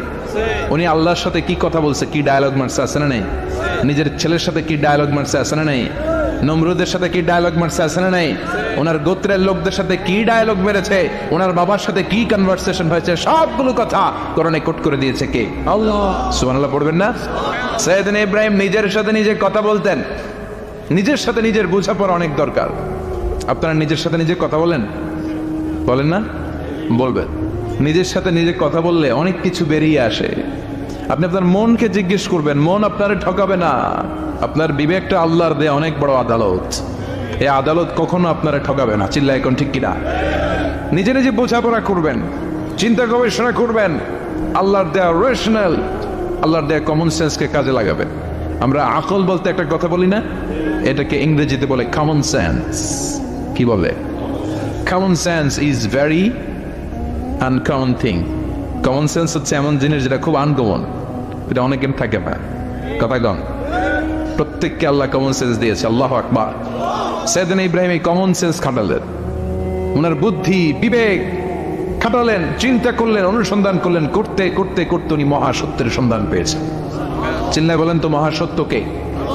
মহাসত্যকে? উনি এমন একটা পরিবেশে এসেছেন, আমরা তো জন্মসূত্রে মুসলমান। আমরা জন্মগ্রহণের পরেই আমাদের কানে আজান দেয়, আমাদের জন্য আকিকা দেয়, আমাদের মাথার চুল ফেলে দেয়, আমাদের ইসলামিক নাম রেখে দেয়, আমার মক্তবে ভর্তি করিয়ে দেয়, আমার হাতে কোরআন তুলে দেয়। একটা প্রিভিলেজ আল্লাহর খলিল ইব্রাহিম পায় না। নিজে বুঝে, নিজের মনের সাথে লড়াই করে, যুদ্ধ করে, গোত্রের লোকদের বিরুদ্ধে যুদ্ধ করে, প্রচলিত সমাজ ব্যবস্থার বিরুদ্ধে জিহাদ ঘোষণা করে তিনি ইসলাম প্রতিষ্ঠা করেছেন। এত সহজ না আমার ইসলাম আর সাইয়েদনা ইব্রাহিম খলিলের ইসলাম এক ইসলাম নয়। আমার ঈমান সাইয়েদনা ইব্রাহিমের ঈমান এক ঈমান নয়। চিল্লায় বলেন ঠিক কিনা? উনি যুদ্ধ করেছেন, নিজের সাথে নিজে বারবার লড়েছেন। লড়তে লড়তে তিনি আল্লাহর সন্ধান পেয়েছেন। উনি দেখতেন আশেপাশে চলে মাছের পূজা। আমরা আজান দেখি, মসজিদ দেখি, তাফসীর মাহফিল দেখি, উনি দেখেছেন মাছের পূজা। উনি বাইরে দেখেছেন গাছের পূজা, উনি বাজারে দেখেছেন গরুর পূজা, উনি এলাকায় দেখেছেন মূর্তির পূজা। কিন্তু একটা তো ওনার মন বসে না। উনি দেখেন লোকজন আগুনের পূজা করে। কিসের পূজা করে? আগুনে। আবার পূজা শেষ, আগুনের মধ্যে পানি ঢেলে দিলে আগুন নিভে যায়।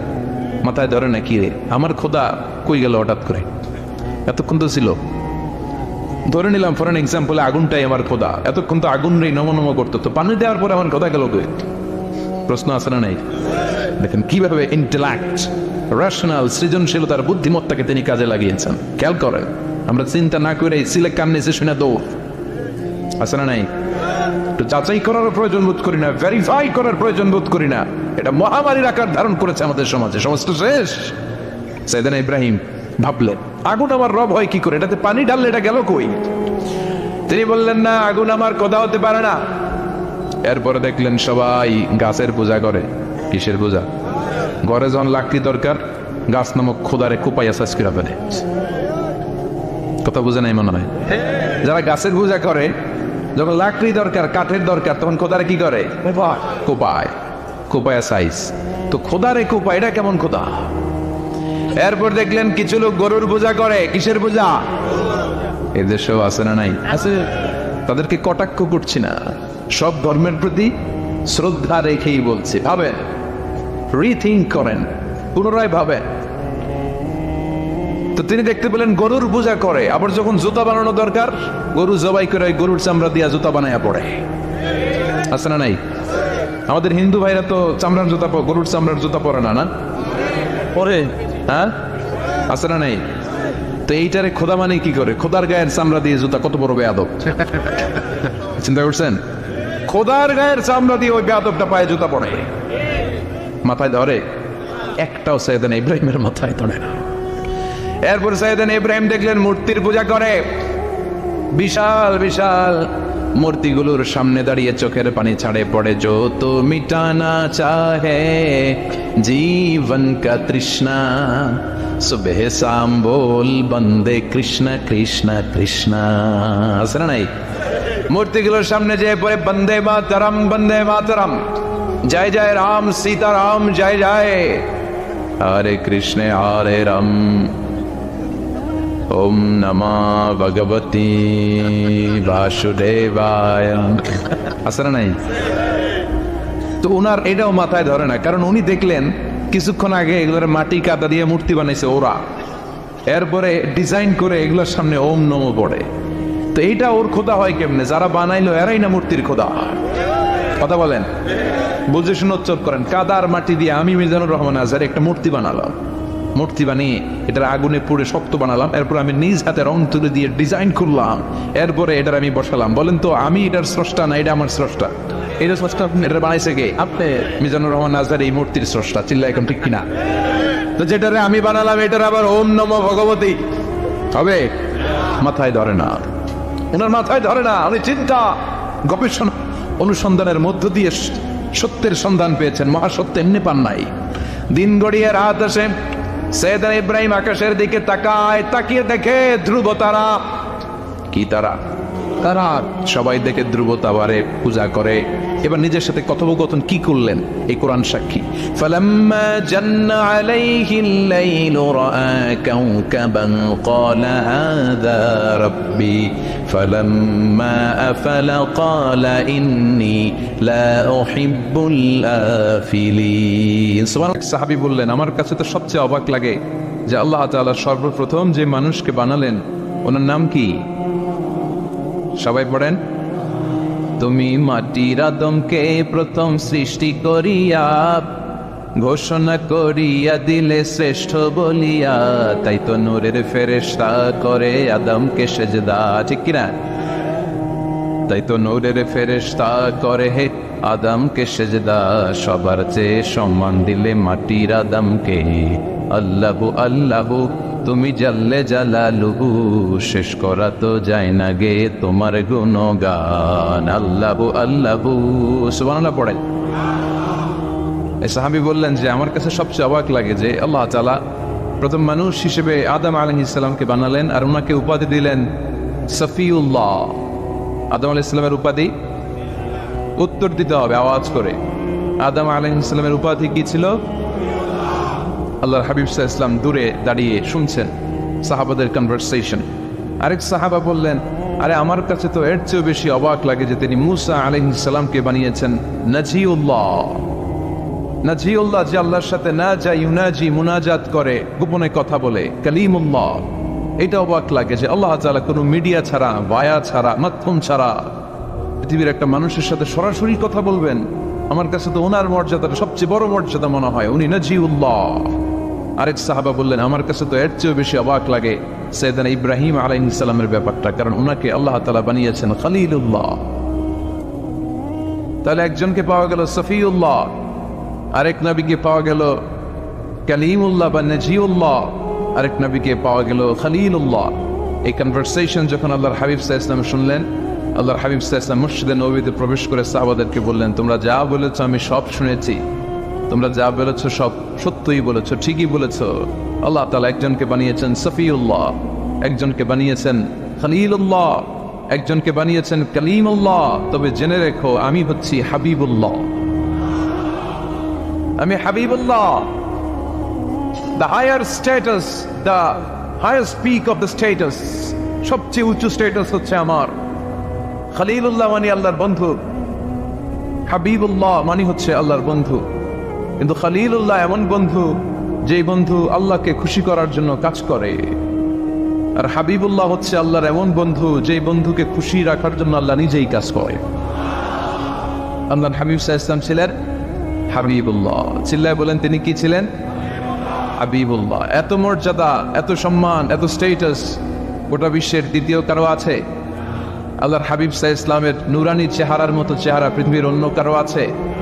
কোন দিক দিয়ে আল্লাহর হাবিবের সাথে কোনো মানুষের কোনো ধরনের কম্পারিজন, তুলনা চলতে পারে না। Weather is the fitness, weather is the skin colour, whether it's the sound, whether it's the status, is out of any kind of comparison. তিনি সব ধরনের তুলনার ঊর্ধ্বে। As a father, as a teacher, as a commander, as a lawgiver, as a lawmaker, as a reformer of the society, Muhammad is the superman of the world. সুবহানাল্লাহ পড়তে পারলেন না? স্বামী হিসেবে, বাবা হিসেবে, নেতা হিসেবে, সমাজ সংস্কারক হিসেবে, নবী হিসেবে আল্লাহ রাসূল সাল্লাল্লাহু আলাইহি ওয়াসাল্লাম হচ্ছেন এই পৃথিবীর একজন সুপারম্যান। আল্লাহু আকবার। যার উপর একবার দুরূদ পড়লে 10টি রহমত নাজিল করে কে? 10টি গুনাহ মাফ করে কে? যিনি দুরূদ পড়লো তার স্ট্যাটাসকে 10 গুণ বাড়িয়ে দেয় কে? ওই হাবিব সাল্লাল্লাহু আলাইহি ওয়াসাল্লামের উম্মত হতে পেরে আমরা খুশি না বেজার? আমরা আল্লাহর রাসূল সাল্লাল্লাহু আলাইহি ওয়াসাল্লামকে আজকে জানার চেষ্টা করব কোরআনের আলোকে, ইনশাআল্লাহ। পড়েন। আল্লাহর হাবিব সাল্লাল্লাহু আলাইহি ওয়াসাল্লাম এতটাই মর্যাদার অধিকারী, ওনার স্ট্যাটাস এত হাই, উনি যদি ওনার মুখ দিয়ে কখনো বলেছেন ইয়েস, ওটা শরীয়তেও ইয়েস। উনি যদি মুখ ফসকে কখনো বলেছেন নো, মানে না, এটা শরীয়তেও না। তার মানে উনি হ্যাঁ বললে এটা হালাল হয়ে যায়, উনি না বললে এটা হারাম হয়ে যায়। উনি আঙ্গুল তুললে চাঁদ ভেঙে 2 ভাগ হয়ে যায়। উনি জমিন থেকে পা উপরে উঠালে আল্লাহর আরশের দিকে মেরাজে চলে যায়। উনি এমন নবী, ওনারে বাদ দিলে ইসলাম থাকে না, থাকে? উনি এমন রাসূল, ওনারে বাদ দিলে কোরআন বোঝা যায় না, কারণ কোরআন ওনার উপর নাজিল করেছে কে? উনি এমন হাবিব যাকে বাদ দিলে হাদিস বোঝা যায় না, কারণ এই হাদিস হচ্ছে এই প্রিয় নবীর মুখনিসৃত বাণী, ঠিক কিনা? উনি এমন রাসূল যাকে বাদ দিলে সালাত বোঝা যায় না, কারণ সালাত কেমন করে পড়তে হয়, আদায় করতে হয় বিশ্বনবী হাতে কলমে শিক্ষা দিয়েছেন, ঠিক কিনা? এক সাহাবী সালাত পড়ছিলেন, সালাত পড়ে আল্লাহর হাবিব সাল্লাল্লাহু আলাইহি ওয়াসাল্লামের কাছে আসলেন। আল্লাহ রাসূল বললেন সাল্লি ফা ইন্নাকা লাম তুসাল্লি, repeat your salat because you didn't offer your salat in correct way. আবার নামাজ পড়া হয় নাই। সাহাবী যে আবার পড়লেন, আবার আসলেন, আল্লাহর হাবিব বললেন আবার পড়া হয় নাই। সাহাবী পড়ে আসলেন, আল্লাহর হাবিব বললেন সাল্লি ফা ইন্নাকা লাম তুসাল্লি, আবার নামাজ পড়া হয় নাই। এবার সাহাবী এসে কেঁদে দিলেন, এসে বললেন ইয়া রাসূলুল্লাহ, এর চেয়ে ভালো তো আমি পড়তে পারি না। আল্লাহর হাবিব জড়িয়ে ধরলেন আর বললেন আসো শিখিয়ে দেই কেমন করে সালাত পড়বে। সালাতে কোনো তাড়াহুড়ো করবে না। রুকুতে যখন যাবে তোমার পিঠটা হবে স্ট্রেইট ফরওয়ার্ড, স্ট্রেইট ফরওয়ার্ড। রুকু থেকে সোজা হয়ে দাঁড়াবে, 2 সিজদার মাঝখানে সোজা হয়ে বসবে। সিজদায় যখন যাবে রিল্যাক্স করবে। সালাতে কি করতে হয়? রিল্যাক্স। আমার সাথে সাথে সবাই আওয়াজ করে পড়েন রিল্যাক্স। সালাতে রিল্যাক্স করবেন, আপনি তাড়াহুড়ো করতে পারবেন না। আল্লাহর হাবিব সাল্লাল্লাহু আলাইহি ওয়াসাল্লাম শিখালেন কিভাবে সালাত পড়তে হয়। তার মানে এই নবীরে বাদ দিলে সালাত বোঝা যায়, এই নবীকে বাদ দিলে সিয়াম বোঝা যায় না। সিয়াম কেমন করে পালন করতে হয় এই নবী শিখিয়েছেন। এই নবীকে বাদ দিলে হজ বোঝা যায় না, কারণ এই হাবিব বলেছেন খুযু আন্নী মানাসিকাকুম, কেমন করে হজ করতে হয় আমার কাছ থেকে শিখে নাও। এই নবী এমন নবী, এই নবীরে বাদ দিলে জান্নাতে যাওয়া যায় না, ঠিক কিনা? এজন্য এই হাবিবরে বাদ দেয়া যাবে? আল্লাহর হাবিবের চাইতে শ্রেষ্ঠ কাউরে পাওয়া যাবে? আমার নবীর চাইতে বিশ্বস্ত কেউ আছে? সে কোন বন্ধু বলো বেশি বিশ্বস্ত, সে কোন বন্ধু বলো বড় বিশ্বস্ত, কার কাছে মন খুলে দেয়া যায়, কার কাছে প্রাণ খুলে দেয়া যায়, হওয়া যায় অতি আশ্বস্ত। তার নাম আহমদ বড় বিশ্বস্ত। সুবহানাল্লাহ। ওনার চাইতে বিশ্বস্ত গোটা দুনিয়ায় দ্বিতীয় কাউকে খুঁজে পাওয়া যাবে? এজন্য উনি যা নিয়ে এসেছেন ওইটাই আমাদেরকে ধরতে হবে, because he is our model.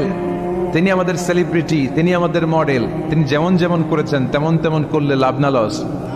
আওয়াজ করে বলতে হবে লাভ না লস? খুঁজতে লাগলো কে সমাধান দিতে পারবে। একজন বললো ওই এলাকায় একজন বড় আলেম আছে, ওই আলেমের কাছে যাও।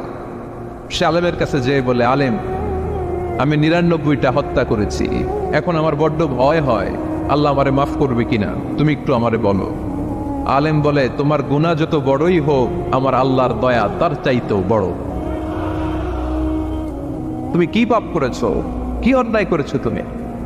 তুমি জানো না আমার রব কত মেহেরবান, তিনি কত দয়ালু, তিনি ভালোবাসার আধার, তিনি করুণার আধার। তোমার পাপ অন্যায় যদি হয় খালের পানির সমান, বিলের পানির সমান, আমার আল্লাহর দয়া সাগরের পানির সমান। তোমার পাপ আর অন্যায় যদি হয় পাহাড়ের সমান, আমার আল্লাহর ভালোবাসার দয়া হচ্ছে আকাশের সমান। তুমি যদি তওবার মতো তওবা করতে পারো, ক্ষমার মতো ক্ষমা চাইতে পারো, চোখের পানি ছেড়ে, চোখের পানির বড় দাম, চোখের পানির মধ্যে বিশাল কারিশমা, এটা আল্লাহ খুব পছন্দ করে।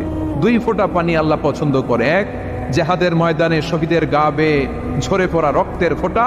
2 হচ্ছে অনুতপ্ত বান্দার চোখের পানির ফোঁটা। বান্দা যখন অনুতপ্ত হয়ে চোখের পানি ছেড়ে কাঁদে, তার চোখের পানি চোখ বেয়ে নাকের ডগা বেয়ে মাটিতে পড়ার আগেই ওই অনুতপ্ত বান্দার সব গুনাহ আল্লাহ মাফ করে দেয়। সে জিজ্ঞেস করলো আমার ক্ষমা আছে কিনা?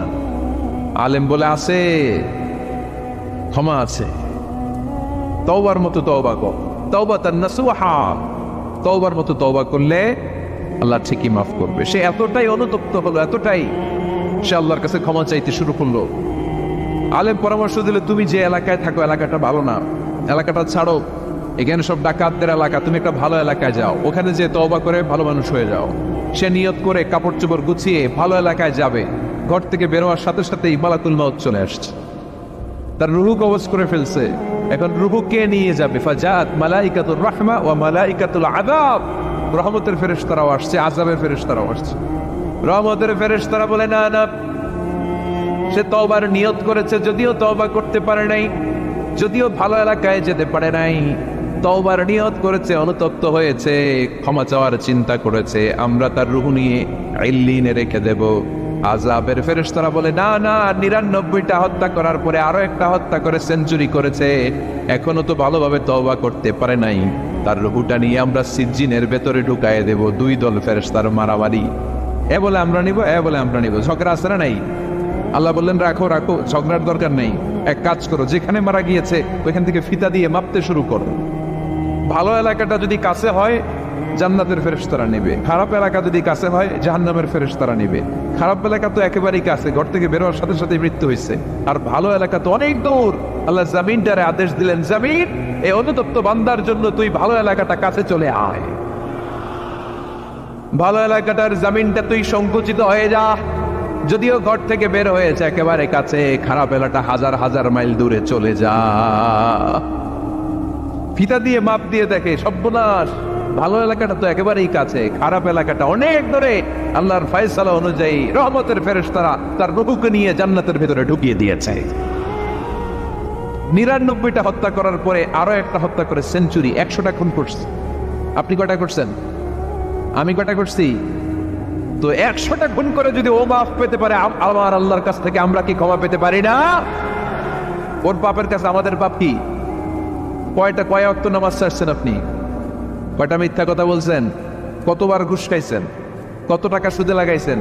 কত অন্যায় করছেন? কত জুলুম করেছেন? মনে রাখবেন, আপনার পাপ, আপনার অন্যায়, আপনার জুলুম যত বড় হোক না কেন, আমার আল্লাহর দয়া তার চাইতেও বড়।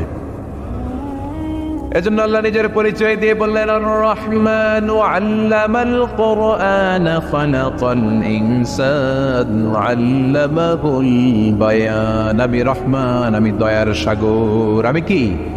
আল্লাহ তুমি দয়ার সাগর, রহমানুর রহিম, তোমার দয়াই পূর্ণ আমার সারানিশিদিন, তোমার দয়াই পূর্ণ আমার সারানিশিদিন। আলহামদুলিল্লাহ পড়েন, তাহলে বুঝতে পারলাম আমার আল্লাহর দয়ার কোনো শেষ আছে? চিল্লায় বলতে হবে আছে। কয়শো টুকরা? সবাই শুনতেছেন? কষ্ট হচ্ছে তো উত্তর দিচ্ছেন না যে? কত টুকরা করলেন? 100।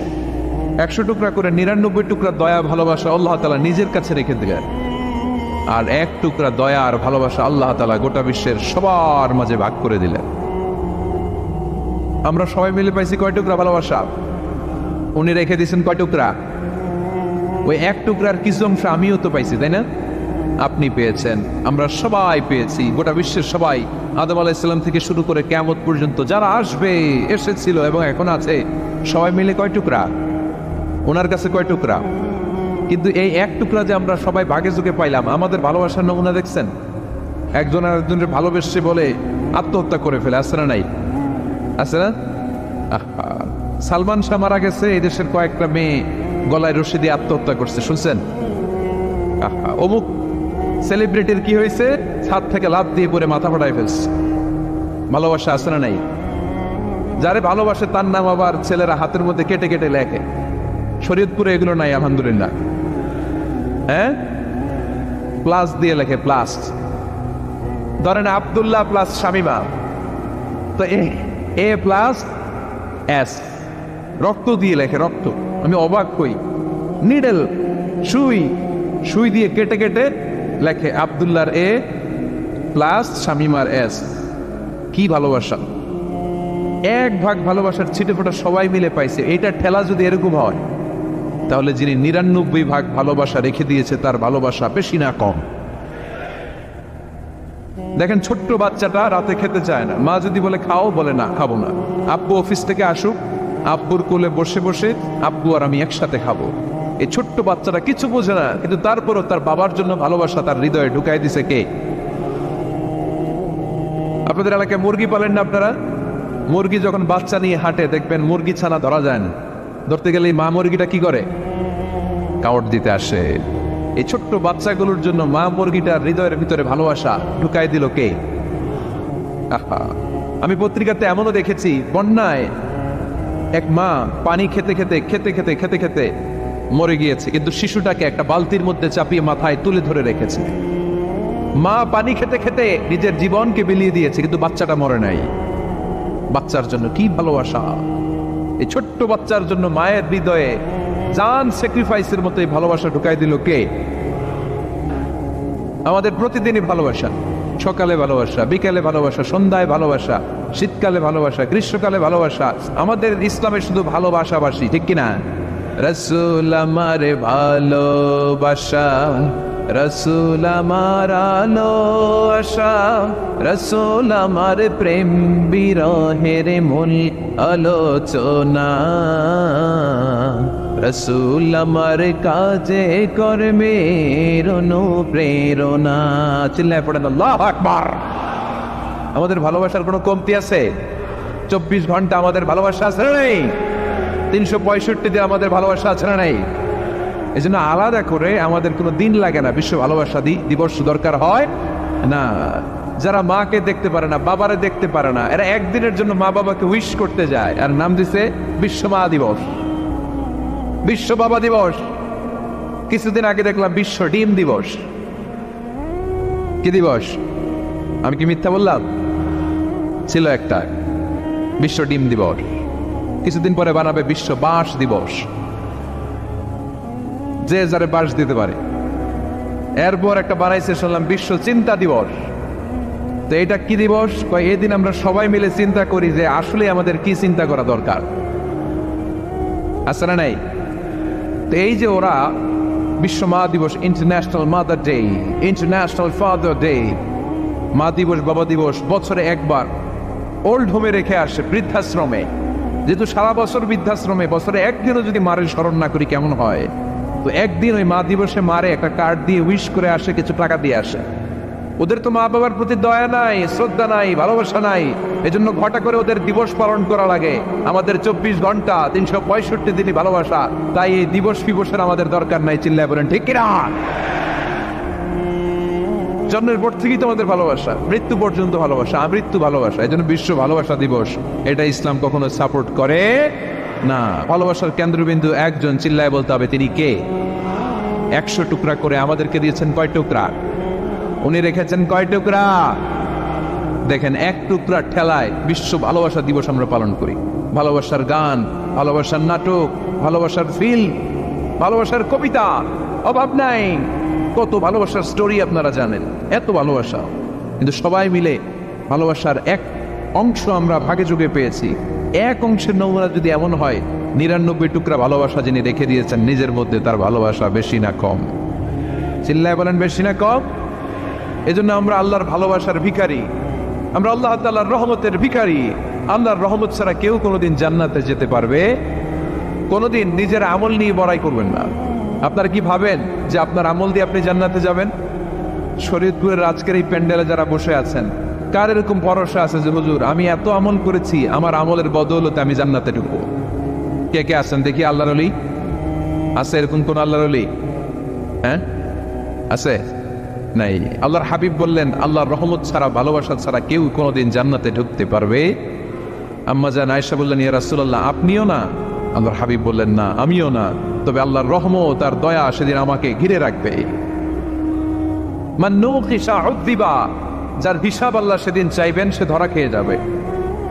সব সময় আল্লাহর কাছে এই দোয়াটা যেন আমরা করি, আল্লাহ কিয়ামতের দিন তুমি আমার হিসাব নিও না, আল্লাহ তুমি আমার বিচার বসিও না, আল্লাহ তুমি দয়া করে আমারে মাফ করে দিও। আল্লাহ যার বিচার করবেন ও জাহান্নামে যাবে, আর যার বিচার করবেন না সে জান্নাতে যাবে। আল্লাহ যদি বিচার করে আর পাই টু পাই হিসাব নেয়, নামাজ পড়লি না কেন, রোজা রাখলি না কেন, মিথ্যা বললি কেন, হাতে ভেজাল দিলি কেন, মাছে ফরমালিন দিলি কেন, যৌতুক খালি কেন, ঘুষ খাইলি কেন, উল্টা পাল্টা করলি কেন, জিনা করলি কেন, একটার পর একটা প্রশ্ন বানে যদি সেই ভয়ঙ্কর দিনে আল্লাহ আমাদেরকে জর্জরিত করে, আমাদের কোনো উত্তর আছে? সেদিন আমাদের বাঁচার কোনো উপায় আছে? তাই আমরা সবাই আল্লাহর কাছে দোয়া করবো, আল্লাহ কোনো বিচার টিচার মানি নাও, কোনো বিচার করতে পারবে না, দয়া করবা। কথা কয় না? কি করবে? এবার আওয়াজ করে বলেন বিচার চান না দয়া চান? রোজ হাসরে আল্লাহ আমার করোনা বিচার, আল্লাহ করোনা বিচার, বলেন আমিন। রোজ হাসরে আল্লাহ আমার করোনা বিচার, আল্লাহ করোনা বিচার, বিচার চাহি না তব দয়া চাহে হে গুনাহগার, আল্লাহ করোনা বিচার, পড়েন আমিন। তিনি যদি দয়া করেন তবেই আমরা জান্নাতে যেতে পারবো, ঠিক কিনা? এজন্য আল্লাহ বললেন আর রহমানু আল্লামাল কুরআন খালাকাল ইনসান আল্লামাহুল বায়ান। আমি হলাম রহমান। কাফেররা বলে রহমানকে জানি না, রহমানকে চিনি না। আল্লাহ বলে রহমানকে চিনে না, আমার নাম রহমান, আমি দয়ালু, আমি মেহেরবান, ঠিক কিনা? এজন্য প্রতিদিন সূরা ফাতিহায় দ্বিতীয় আয়াতটা আমরা কি পড়ি? আর রহমান আর রাহিম, ঠিক কিনা? তিনি দয়ার সাগর, তিনি মায়ার সাগর। আমরা বললাম আল্লাহ ঠিক আছে আমরা বুঝেছি আপনি দয়ার সাগর, আর আপনি কি করেন? দ্বিতীয় আয়াতে আল্লাহ বললেন আল্লামাল কোরআন, আমি কোরআন শিক্ষা দেই। শুধু দয়ার সাগর হয়ে আমি আল্লাহ বসে থাকি নাই, তোমাদের হেদায়েতের জন্য আমি কোরআন নাজিল করে দিয়েছি। আল্লামাল কোরআন, আমি কোরআন শিক্ষা দেই। আমাদেরকে কোরআন শিখিয়েছে কে? বিশ্বনবীকে কোরআন শিখিয়েছে কে? আল্লাহ। এজন্য দুনিয়াতেও যারা কোরআন শিখায় তাদের মর্যাদা বাড়ায় দেয় কে? বাংলার জমিনে যারা কোরআন শরীফ শিখায় এদের মর্যাদা সবচেয়ে কম, এদের বেতন সবচেয়ে কম, এরা সমাজে সবচেয়ে বেশি অবহেলিত, ঠিক কিনা? তা আল্লাহর কাছে এরা সবচেয়ে বেশি সম্মানিত। আল্লাহর হাবিব বললেন খায়রুকুম মান তাআল্লামাল কুরআন ওয়া আল্লামাহু, তোমাদের মধ্যে আল্লাহ তাআলার কাছে সবচাইতে প্রিয় শ্রেষ্ঠ ওই মানুষটা যে নিজে কোরআন পড়ে আবার অন্যরে পড়ায় দেয়। সুবহানাল্লাহ পড়েন। আপনি যদি কাউরে শুধু সূরা ফাতিহাটা শিখান, কোন সূরা? সূরা ফাতিহাটা যদি শিখায় দেন, সে যতদিন সূরা ফাতিহা তেলাওয়াত করবে ওই তার তেলাওয়াতের একটা পার্সেন্টেজ সওয়াব আপনার আমলনামায় আছে না নাই? সে যদি আবার আরেকজনের শিখায়, ওই লোক যদি আবার আরেকজনের শিখায় দেয়, এরকম যতজনকে তারা শিখাবে প্রত্যেকের তেলাওয়াতের একটা পার্সেন্টেজ সওয়াব আপনার আমলনামায় ঢুকায় দিবে কে? এজন্য কোরআন নিজেও শিখবো, অন্যকেও শেখাবো। রাজি আছেন তো? আপনাদের এখানে মসজিদে কোরআন শিক্ষার আসর আছে নাকি? হ্যাঁ, এই যে বাড়ির পাশে যে একটা মসজিদ দেখলাম, কোরআন শিখায়। কিবার শিখায়? প্রতিদিন। কে শিখায়? ইমাম সাহেব। বেতন টেতন দেন তো? কত দেন? 1 লক্ষ মাসে? 5,000 বলে কি? এক একটা ইমামের কমসে কম 1 লক্ষ টাকা বেতন হওয়া দরকার, ঠিক কিনা? না খেয়ে না পড়ে অল্পতে তুষ্ট থেকে যারা শুকরিয়া করে এরা আমাদের আইম্মাতুল মাসাজিদ, মসজিদের ইমামরা। মসজিদের মুয়াজ্জিনরা, এক একটা মসজিদের মুয়াজ্জিনের গলা হবে এরকম বিশাল উঁচু। কিয়ামতের ময়দানে সবাই আমার দিকে তাকায় থাকবো, কিরে ভাই তোর গলা উঁচু কেন? সে বলবে আমার এই গলা দিয়ে প্রতিদিন 5 বার আমি আজান দিয়েছি। কিয়ামতের ময়দানে ঠিকই সম্মানিত, দুনিয়ায় আমরা চিনলাম না ওনাদেরকে। এজন্য কোরআন শিক্ষার আসর জন্য আমরা গড়ে তুলি। তালিমুল কোরআন প্রজেক্ট লাগবে, শিশুদের কোরআন শিক্ষার আসর, নারীদের কোরআন শিক্ষার আসর, বয়স্কদের কোরআন শিক্ষার আসর। আমরা কোরআন শিখে মরতে চাই, কোরআন জেনে মরতে চাই। No excuse will be granted that day. সেদিন আল্লাহ কোনো এক্সকিউজ গ্রহণ করবে না। সব পারো, হিন্দি তো ঠিকই কইতে পারো, হিন্দিতে কথা কইতে পারে না ছেলেপেলেরা? হিন্দি সিনেমা এমন দেখা দেখে হিন্দিতে কথা কইতে পারে, তো হিন্দি ভাষা বুঝতে পারলে শিখতে পারলে আরবি পারলা না কেন? কোনো এক্সকিউজ ওজোর আপত্তি সেদিন আল্লাহ গ্রহণ করবে না। শরীয়তপুরের ভাইরা, আসুন আমরা কোরআন শিখি, আসুন আমরা কোরআন পড়ি। প্রতিদিন একটা আয়াত হলেও কমপক্ষে আমরা যেন কোরআনের অর্থ পড়ি, বঙ্গানুবাদ পড়ি। রাজি আছেন তো? আপনাদের স্মার্টফোন আছে কার কার হাতে দেখি?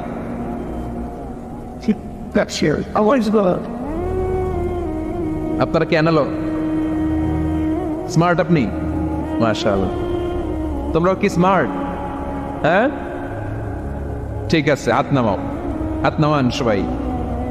তো এই যে স্মার্টফোন আসছে স্মার্ট বানাইতে, যেই ফোনের মধ্যে কোরআন নাই সে আনস্মার্ট, ঠিক কিনা?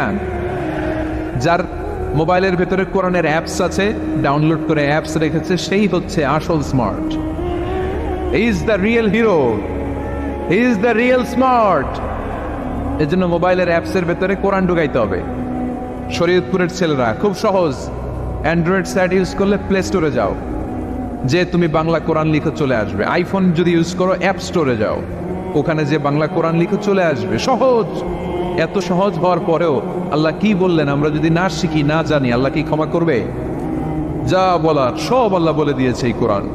এই কোরআনের শুরু হয়েছে বিসমিল্লাহির রহমানির রহিম দিয়ে, মানে বা দিয়ে। কি দিয়ে? চিল্লায় বলেন না, কি দিয়ে? বা দিয়ে। আর এই কোরআন শেষ হয়েছে সূরাতুন নাস দিয়ে, যে সূরার শেষ আয়াত হচ্ছে মিনাল জিন্নাতি ওয়ান নাস। বার সিন মিলালে কি হয়? বাস। এবার বাসে চড়া শরীয়তপুর শহরে যাব। ওই বাস না, এই বাস মানে যথেষ্ট, এই বাস মানে সাফিসিয়েন্ট, কাফি। আল্লাহ বুঝালেন এই 30 পারায় 114টা সূরায় আমি যা দিয়েছি এটাই বাস, যথেষ্ট, নতুন করে আর কিচ্ছু লাগবে না। চিল্লায় বলেন ঠিক কিনা? এই জন্য মোবাইলে কোরআনের অ্যাপস ঢুকাইবেন। কে কে ঢুকাইবেন আজকে থেকে দেখি? আমারে দেখানোর জন্য হাত তুলছেন? দেখাতে হবে একজন রে, তিনি কে? মানুষের আছে যত বেশি তার চাই তত বেশি। শেখ সাদি রাহিমাহুল্লাহ, ইরানের বিখ্যাত কবি, বালাগাল উলা বিকামালিহি কাশাফাত তুজা বিজামালিহি, এই কবিতা লিখে বিখ্যাত হয়েছিলেন। তো ওনার একটা সময় আর্থিক দৈন্যতা যাচ্ছিল, টাকা পয়সা ছিল না, ফলে পায়ে দেওয়ার মতো জুতা ছিল না। কি ছিল না? জুতা ছিল না। তো খুব আফসোস করে একদিন মনে মনে আল্লাহরে বলে, আল্লাহ আমি এত বড় কবি, আমার পায়ে দেওয়ার মতো জুতা নাই। আহা! আফসোস করে ঘর থেকে বের হয়েছে, বের হয়ে দেখে এক ভিক্ষুক ভিক্ষা করে। ওই ভিক্ষুকের 2টা পাই নাই, ভিক্ষুকের 2টা, আর কবি সাহেবের কি নাই?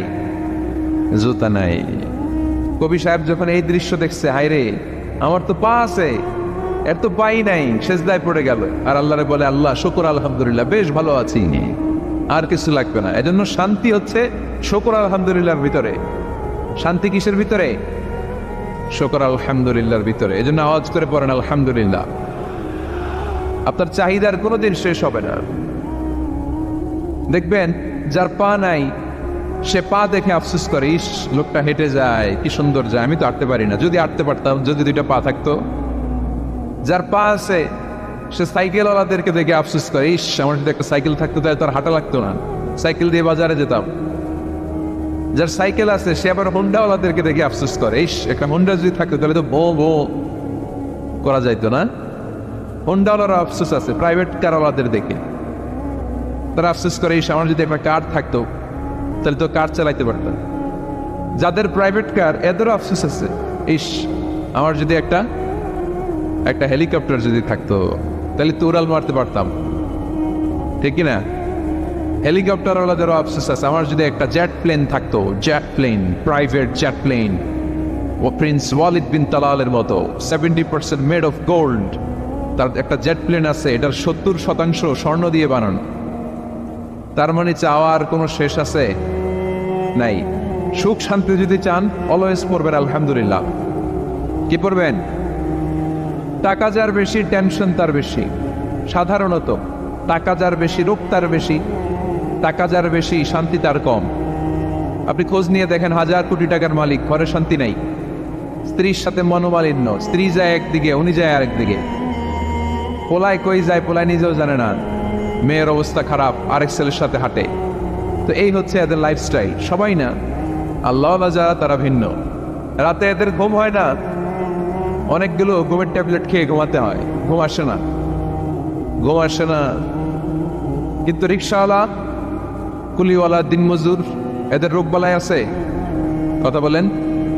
খাওয়ার সমস্যা আছে, ঘুমের সমস্যা আছে, শুইলেই ঘুম আসে, যেখানে রাইত ওইখানেই কাইট। ঘুমাইতে দেরি, নাক ডাকতে দেরি হয় না, ওর নাকের ডাকের আওয়াজে ট্রাকের ইঞ্জিনও ফেল। শান্তির ঘুম। এই জন্য সবসময় শান্তি খুঁজতে হবে। কি খুঁজবো? শান্তি দেওয়ার মালিককে। আল্লাহ তুমি এই দেশটাকে শান্তিময় করো। আসুন আমরা সরাসরি কোরআন থেকে শুনি, কারণ কোরআন থেকে শুনলে বরকত বেশি না কম? আরো জোরে বলেন, বেশি না কম? এটা এমন একটা কিতাব যে কিতাবে কোনো ভুল নাই। আছে? সন্দেহ আছে? সংশয় আছে?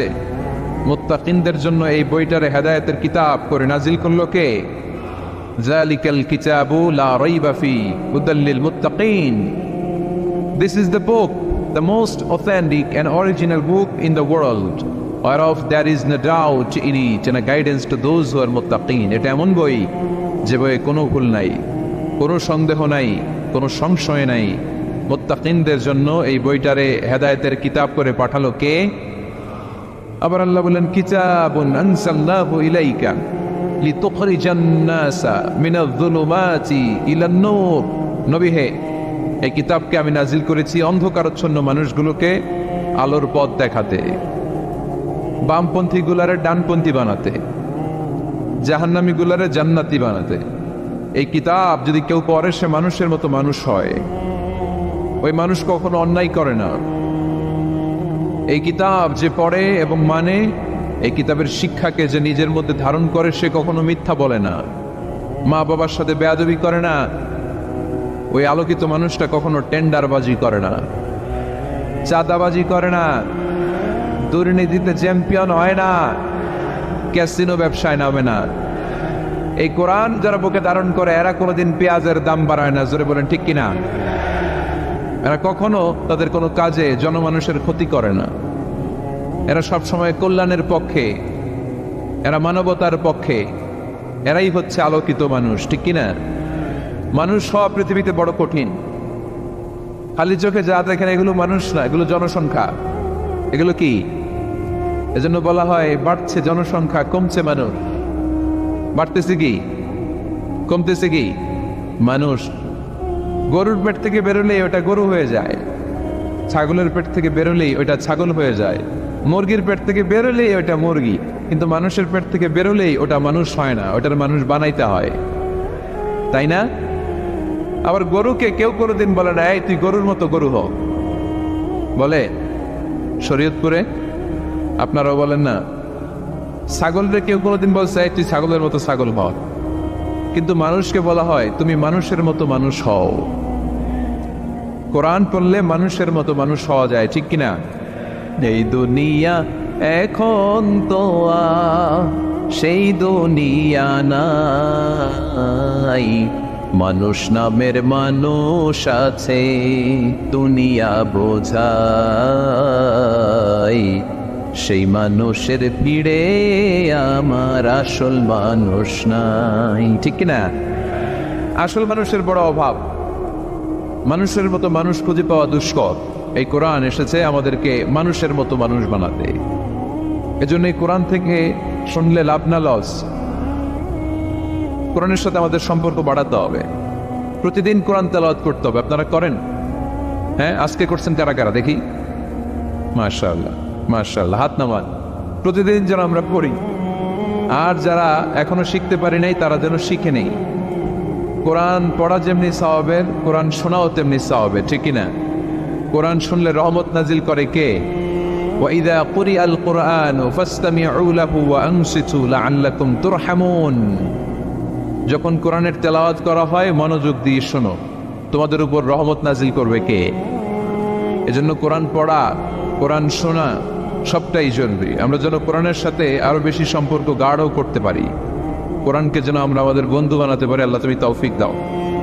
আর জোরে পড়েন আমিন। আজকে আমরা সূরাতু আর রহমান থেকে কথা শুনবো ইনশাআল্লাহ। পড়েন। এই সূরাটা মুখস্থ আছে কার কার? অনেকেরই তো মুখস্থ। হাত নামান। এই সূরাটা যদি মুখস্থ নাও থাকে, এই সূরার মধ্যে এমন একটা আয়াত আছে এইটা সবার মুখস্থ, ঠিক কিনা? ফাবিআইয়ি আলা'i রাব্বিকুমা তুকাদ্দিবান। আমার কোন নিয়ামতকে তোমরা অস্বীকার করবে? এই আয়াতটা সবার মুখস্থ আছে না নাই? মজার ব্যাপার হলো এই আয়াতটা আল্লাহ তাআলা এই সূরার ভেতরে একবার, দুইবার, 5 বার, 10 বার নয়, 31 বার উল্লেখ করেছেন। কয়বার? 10 বার বললেও তো হইতো, 20 বার বললেও তো হতো, 31 বার বললেন কেন? তার মানে এটা জরুরি, এটার সিগনিফিক্যান্স, তাৎপর্য অনেক বেশি। যে জিনিস যত গুরুত্বপূর্ণ এটা বারবার বলতে হয়, ঠিক কিনা? এজন্য আল্লাহ তাআলা বারবার বলেছেন, বারবার আমাদেরকে সচেতন করেছেন। ফাবিআইয়ি আলা'i রাব্বিকুমা তুকাদ্দিবান। আল্লাহ বলেছেন, এই মানব জাতি আর জিন জাতি, আমার কোন নিয়ামতকে তুই অস্বীকার করবি? বল, কোন নিয়ামতকে অস্বীকার করবে? বলেন। আল্লাহর কোন নিয়ামতকে অস্বীকার করার কোন সুযোগ আছে? ওয়া ইন তা'উদ্দু নি'মাতাল্লাহি লা তুহসুহা ইন্নাল ইনসানা লাযালুমুন কাফার। যদি আমার নিয়ামতগুলো গুনতে শুরু করে দাও, গুনতে গুনতে তোমার জীবন শেষ হয়ে যাবে, হায়াত ফুরিয়ে যাবে। আমি আল্লাহর নিয়ামত গুনে কশিনকালেও তোমরা শেষ করতে পারবে। সাগরের জল যদি কালি হয়ে যায়, গাছের পাতা যদি খাতা হয়ে যায়, সাগরের জল নামক কালি দিয়ে গাছের পাতা নামক খাতার উপরে যদি আল্লাহর প্রশংসা লিখতে শুরু করে দেন, আল্লাহ বলে গাছের পাতাও ফুরিয়ে যাবে, সাগরের জলও ফুরিয়ে যাবে, কিন্তু আমার প্রশংসা করে তোমরা শেষ করতে পারবে না। এজন্য আল্লাহর প্রশংসা করতে হবে বেশি বেশি নাকি কম কম? কম কম না বেশি বেশি? ফাবিআইয়ি আলা'i রাব্বিকুমা তুকাদ্দিবান। আমার কোন নিয়ামতকে তোরা অস্বীকার করবি? বল। O mankind and jinnkind, which of my mercy and blessings you wanna deny? আমার কোন নিয়ামতকে অস্বীকার করবি? অস্বীকার করার সুযোগ আছে? নাই। আল্লাহর হাবিব সাল্লাল্লাহু আলাইহি ওয়াসাল্লাম এই সূরাটাকে বড় পছন্দ করতেন। সাহাবাদেরকে একবার তিনি এই সূরাটা তেলাওয়াত করে শোনালেন। সাহাবারা চুপচাপ, ঠিক যেমন এখন আপনারা চুপচাপ। আল্লাহর হাবিব বললেন, ও সাহাবারা, তোমরা তো এই সূরা শুনে চুপ করে বসে আছো, কিন্তু তায়েফের ময়দানে জিনদের কাছে এই সূরাটা আমি তেলাওয়াত করেছিলাম, তারা কিন্তু চুপচাপ বসে থাকে নাই। যতবার আমি ফাবিআইয়ি আলা'i রাব্বিকুমা তুকাদ্দিবান পড়েছি, এই আয়াতের বিপরীতে তারা উত্তর দিয়েছে। কারণ এই আয়াতটা একটা প্রশ্ন, it's a question from your lord to mankind and jinnkind. এটা আল্লাহর পক্ষ থেকে মানব জাতি এবং জিন জাতির কাছে রেখে দেওয়া একটা প্রশ্ন। ফাবিআইয়ি আলা'i রাব্বিকুমা তুকাদ্দিবান। আমার কোন নিয়ামতকে অস্বীকার করবি তুই? আল্লাহর কোন নিয়ামত অস্বীকার করার কোন ক্ষমতা আমাদের আছে? নাই, অসম্ভব। এজন্য এটা একটা প্রশ্ন। আল্লাহর হাবিব বললেন, আমার প্রাণের সাহাবারা, তোমাদের সামনে যখন সূরা আর রহমান তেলাওয়াত করলাম তোমরা চুপচাপ, কিন্তু তায়েফের ময়দানে যখন জিনদের কাছে তেলাওয়াত করেছি তখন তারা চুপচাপ থাকে নাই। যতবার আমি ফাবিআইয়ি আলা'i রাব্বিকুমা তুকাদ্দিবান তেলাওয়াত করেছি, প্রত্যেকটা আয়াত শেষে এই প্রশ্নের উত্তর তারা দিয়েছে। সুবহানাল্লাহ পড়েন। যতবার এই আয়াতটা পড়েছি প্রত্যেকবার এই আয়াত শেষে তারা প্রশ্নের উত্তর দিয়েছে। তারা প্রত্যেকবার বলেছে, লা বিশাইইন মিন নিআমিকা রাব্বানা নুকাযযিবু ফালাকাল হামদু। আল্লাহ, তোমার কোন নিয়ামত অস্বীকার করার কোনো সুযোগ নাই, সব প্রশংসার মালিক তুমি। আবার যখন এই আয়াতটা আমি পড়েছি আবার উত্তর দিয়েছে, আবার আমি পড়েছি আবার উত্তর দিয়েছে। এরকম একবার নয়, 2 বার নয়, 5 বার নয়, 10 বার নয়, 31 বার এই আয়াতটা তেলাওয়াতের পর পর জিনেরা এই আয়াতের উত্তর আমার সামনে দিয়েছে। সুবহানাল্লাহ পড়ে। লা বিশাইইন মিন নিআমিকা রাব্বানা নুকাযযিবু ফালাকাল হামদু। We cannot deny any of your mercy and blessings. All praises to you. All praises to you. সব ক্ষমতার মালিক একজন, চিল্লায় বলতে হবে, তিনি কে? তিনি হচ্ছেন আল্লাহ। সূরাতু আর রহমান, সূরার নাম কি? আরো জোরে বলেন। কোরআনের 55 নম্বর সূরা এটা। কত নাম্বার? আয়াত আছে 78টা। কয়টা? সূরাটা মাক্কি সূরা। কি সূরা? এবার প্রশ্ন করি, উত্তর দেন। এই সূরাটা কোরআনের কততম সূরা? 55। আয়াত কয়টা? 78টা। মাক্কি না মাদানী? মাশাআল্লাহ, এই তো আপনারা উত্তর করতে পেরেছেন। এই সূরাটার একটা চমৎকার নাম আছে। বাইহাকী শরীফে আল্লাহর হাবিব সাল্লাল্লাহু আলাইহি ওয়াসাল্লাম ইরশাদ করেন, ইন্না লিকুল্লি শাইইন আরুস ওয়া আরুসুল কুরআনি সূরাতু আর রহমান। আল্লাহর হাবিব বললেন, সবার জন্য একজন নববধূ আছে, কোরআনেরও একটা নববধূ আছে। কোরআনের নববধূর নাম হচ্ছে সূরা আর রহমান। আওয়াজ করে সুবহানাল্লাহ বলতে পারলেন না? নববধূ বুঝেন তো? হ্যাঁ, নতুন বউ। নববধূ মানে কি? আল্লাহর হাবিব বললেন, ইন্না লিকুল্লি শাইইন আরুস ওয়া আরুসুল কুরআনি সূরাতু আর রহমান। সবার জন্য একটা নববধূ আছে, কোরআনেরও একটা নববধূ আছে। কোরআনের নববধূর নাম সূরা আর রহমান। নববধূ যেমনি বাসর রাতে হাতে পায়ে আলতা মেখে, বেনারসি শাড়ি পরে, লিপস্টিক দিয়ে, খোপায় ফুল দিয়ে, জুয়েলারি পরে, অর্নামেন্টস পরে, মেকআপ করে, পার্লারিং করে তার স্বামীর জন্য ওই রাতে সে নিজেকে উজাড় করে সাজায়, ঠিক কিনা? ঠিক তেমনি আল্লাহ তাআলা এই দুনিয়াতে আমাদেরকে কি কি নিয়ামত দিয়েছেন, আবার কি কি নিয়ামত জান্নাতে গেলে দিবেন, তার সব কিছু বর্ণনা করে এই সূরাটাকে তিনি উজাড় করে সাজিয়েছেন। সূরাটার নাম কি? আরো জোরে বলেন, কি নাম? আর রহমান। একটা দুর্বল বর্ণনায় এসেছে, দুর্বল বর্ণনায়, যে আল্লাহ তাআলা, স্বয়ং আল্লাহ তাআলা জান্নাতে জান্নাতীদেরকে এই সূরা আর রহমানটা নিজ কণ্ঠে তেলাওয়াত করে শোনাবেন। আমরা আল্লাহর কণ্ঠের তেলাওয়াত শুনতে চাই কি চাই না? আল্লাহর তেলাওয়াত কি আমাদের মতো তেলাওয়াত? আল্লাহ দেখতে কি আমাদের মতো? লাইসা কামিসলিহি শাই, তার মতো কেউ নাই। তার মতো কেউ আছে? তার মতো কেউ নাই। তিনি তার মতো। তিনি কার মতো? তিনি তার মতো। লাইসা কামিসলিহি শাই। জান্নাতীরা যখন জান্নাতে ঢুকবে, আল্লাহ তাআলা প্রশ্ন করবেন, ও জান্নাতীরা, এই কোরআনে যত নাজ নেয়ামতের বর্ণনা দিয়েছিলাম তার সবগুলো কি তোমরা পাই টু পাই বুঝে পেয়েছো? জান্নাতীরা বলবে পেয়েছি। হঠাৎ এক জান্নাতি হাত তুলে বলবে, আল্লাহ, একটা জিনিস তো পাই নাই। সবাই বলে পাইছি, তুমি পাও নাই। কি পাও নাই? কয়, আমনেরই তো পাই নাই। সুবহানাল্লাহ পড়বেন না? আপনাকেই তো পাই নাই। সব দেখলাম, সব খাইলাম, সব দেখলাম, কিন্তু আপনারা তো দেখলাম না। আল্লাহ তাআলা তখন বিশাল জান্নাতের এই কনফারেন্স রুমে সবাইকে বসিয়ে আল্লাহর দিদার মানুষকে দেখাবেন। আল্লাহ তাআলা তার গোপন সৌন্দর্যকে সেদিন জান্নাতীদের সামনে প্রকাশ করে দিবেন। আল্লাহর হাবিব বসবেন ওই কনফারেন্স রুমে সবার সামনে। আল্লাহর হাবিবের পেছনে বসবে অন্যান্য নবীরা, তারপরে শুহাদা, সালেহিন, আউলিয়া, সবাই বসবে ওই জান্নাতের কনফারেন্স রুমে। আমরাও যেন বসার জায়গায় পাই, আল্লাহ তুমি তৌফিক দিয়ে দিও। আল্লাহ তাআলা অনেকগুলো নূরের পর্দার পেছন থেকে নূরের ঝলকানি মারবে। ওই ঝলকানি এক মুহূর্তের জন্য দিবেন। এক মুহূর্ত। কয় মুহূর্ত? 70,000 নূরের পর্দার কথা বলা হয়। এই বর্ণনাটাও দুর্বল। পর্দা আছে, কিন্তু কয় হাজার জানে কে? আল্লাহ। ওই পর্দা সরিয়ে আল্লাহ তাআলা সৌন্দর্যের বা নূরের ঝলকানির এক আলোকচ্ছটা জান্নাতীদের সামনে তুলে ধরবেন এক মুহূর্তের জন্য। কয় মুহূর্ত? আলোকচ্ছটা দিয়েই আবার নাই, আবার সরাই ফেলবেন। ওই এক মুহূর্ত দেখে জান্নাতীরা পাগল হয়ে যাবে, অপলক নেত্রে তাকিয়ে থাকবে। এইভাবে চোখের পলক ফেলবে না, চোখ মেলে তাকিয়ে আছে। কিন্তু সামনে কিন্তু আল্লাহর নূর আর নাই, কারণ ওইটা আসছিল কয় মুহূর্তের জন্য? এক মুহূর্ত পরে নাই। কিন্তু কি যে দেখলাম, কত সুন্দর! কোটি কোটি বছর এরকম অপলক নেত্রে জান্নাতীরা তাকিয়ে থাকবে। ইন্নাল্লাহা জামিলুন ইউহিব্বুল জামাল। আল্লাহ নিজে সুন্দর, সৌন্দর্যকে পছন্দ করেন। আল্লাহর চাইতে সুন্দর কিছু হতে পারে? চিল্লায় বলেন, পারে? পৃথিবী সুন্দর, মানুষ সুন্দর, আসমান সুন্দর, জমিন সুন্দর, সুন্দরে সুন্দরে পাল্লা। জানি না কত সুন্দর তুমি আল্লাহ, জানি না কত সুন্দর তুমি আল্লাহ। সুবহানাল্লাহ পড়ে।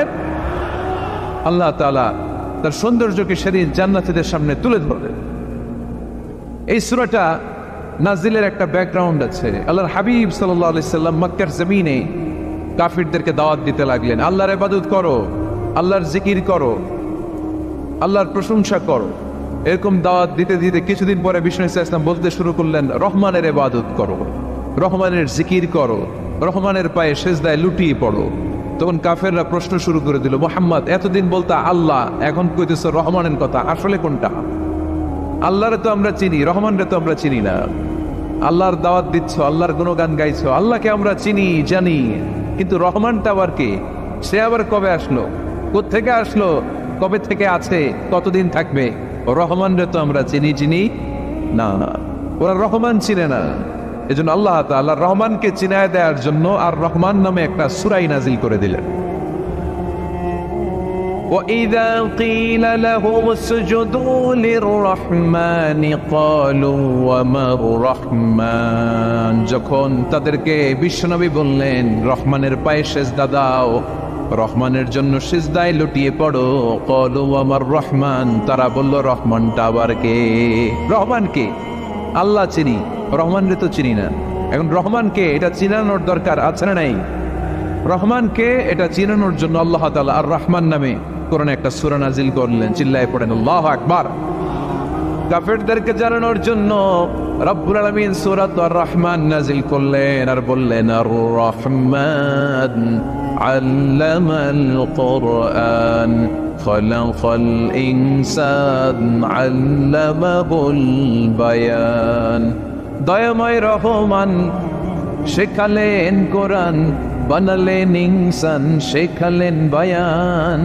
দয়াময় রহমান শেখালেন কোরআন, বানালেন ইনসান, শেখালেন বায়ান। দয়াময় রহমান শেখালেন কোরআন, বানালেন ইনসান, শেখালেন বায়ান। দয়াময় রহমান শেখালেন কোরআন, বানালেন ইনসান, শেখালেন বায়ান। আল্লাহু আকবার। আল্লাহ বলেন রহমানকে চিনো না? আর রহমান আল্লামাল কুরআন খালাকাল ইনসান আল্লামাহুল বায়ান। আমি হলাম রহমান, আমি দয়াময়, আমি মেহেরবান। আমার দয়ার কোনো শেষ নাই, আমার মায়ার কোনো শেষ নাই।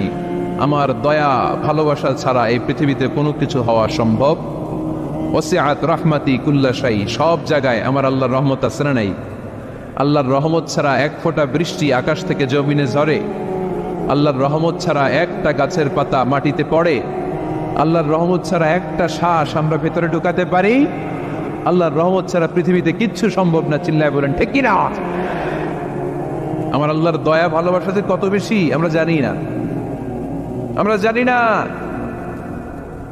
আরশের বুকে আল্লাহ বিশাল সাইনবোর্ডে লিখে রেখেছেন, সাবাকাত রাহমাতি গাদাবি, সাবাকাত রাহমাতি গাদাবি। এর মানে হচ্ছে আমার রাগের উপরে আমার দয়া বিজয় লাভ করেছে। সাবাকাত রাহমাতি গাদাবি, আমার রাগও আছে, আল্লাহর রাগ আছে না? আমার দয়াও আছে, আল্লাহর দয়া আছে না? আল্লাহ বললেন আমার রাগও আছে, আবার আমার দয়াও আছে। তবে জেনে রেখো আমার রাগের চেয়ে দয়া বেশি। আল্লাহর কোনটা বেশি? দয়া বেশি। আমাদের পাপ অন্যায় যত বড় হোক, মনে রাখবেন আল্লাহর দয়া তার চাইতেও বড়।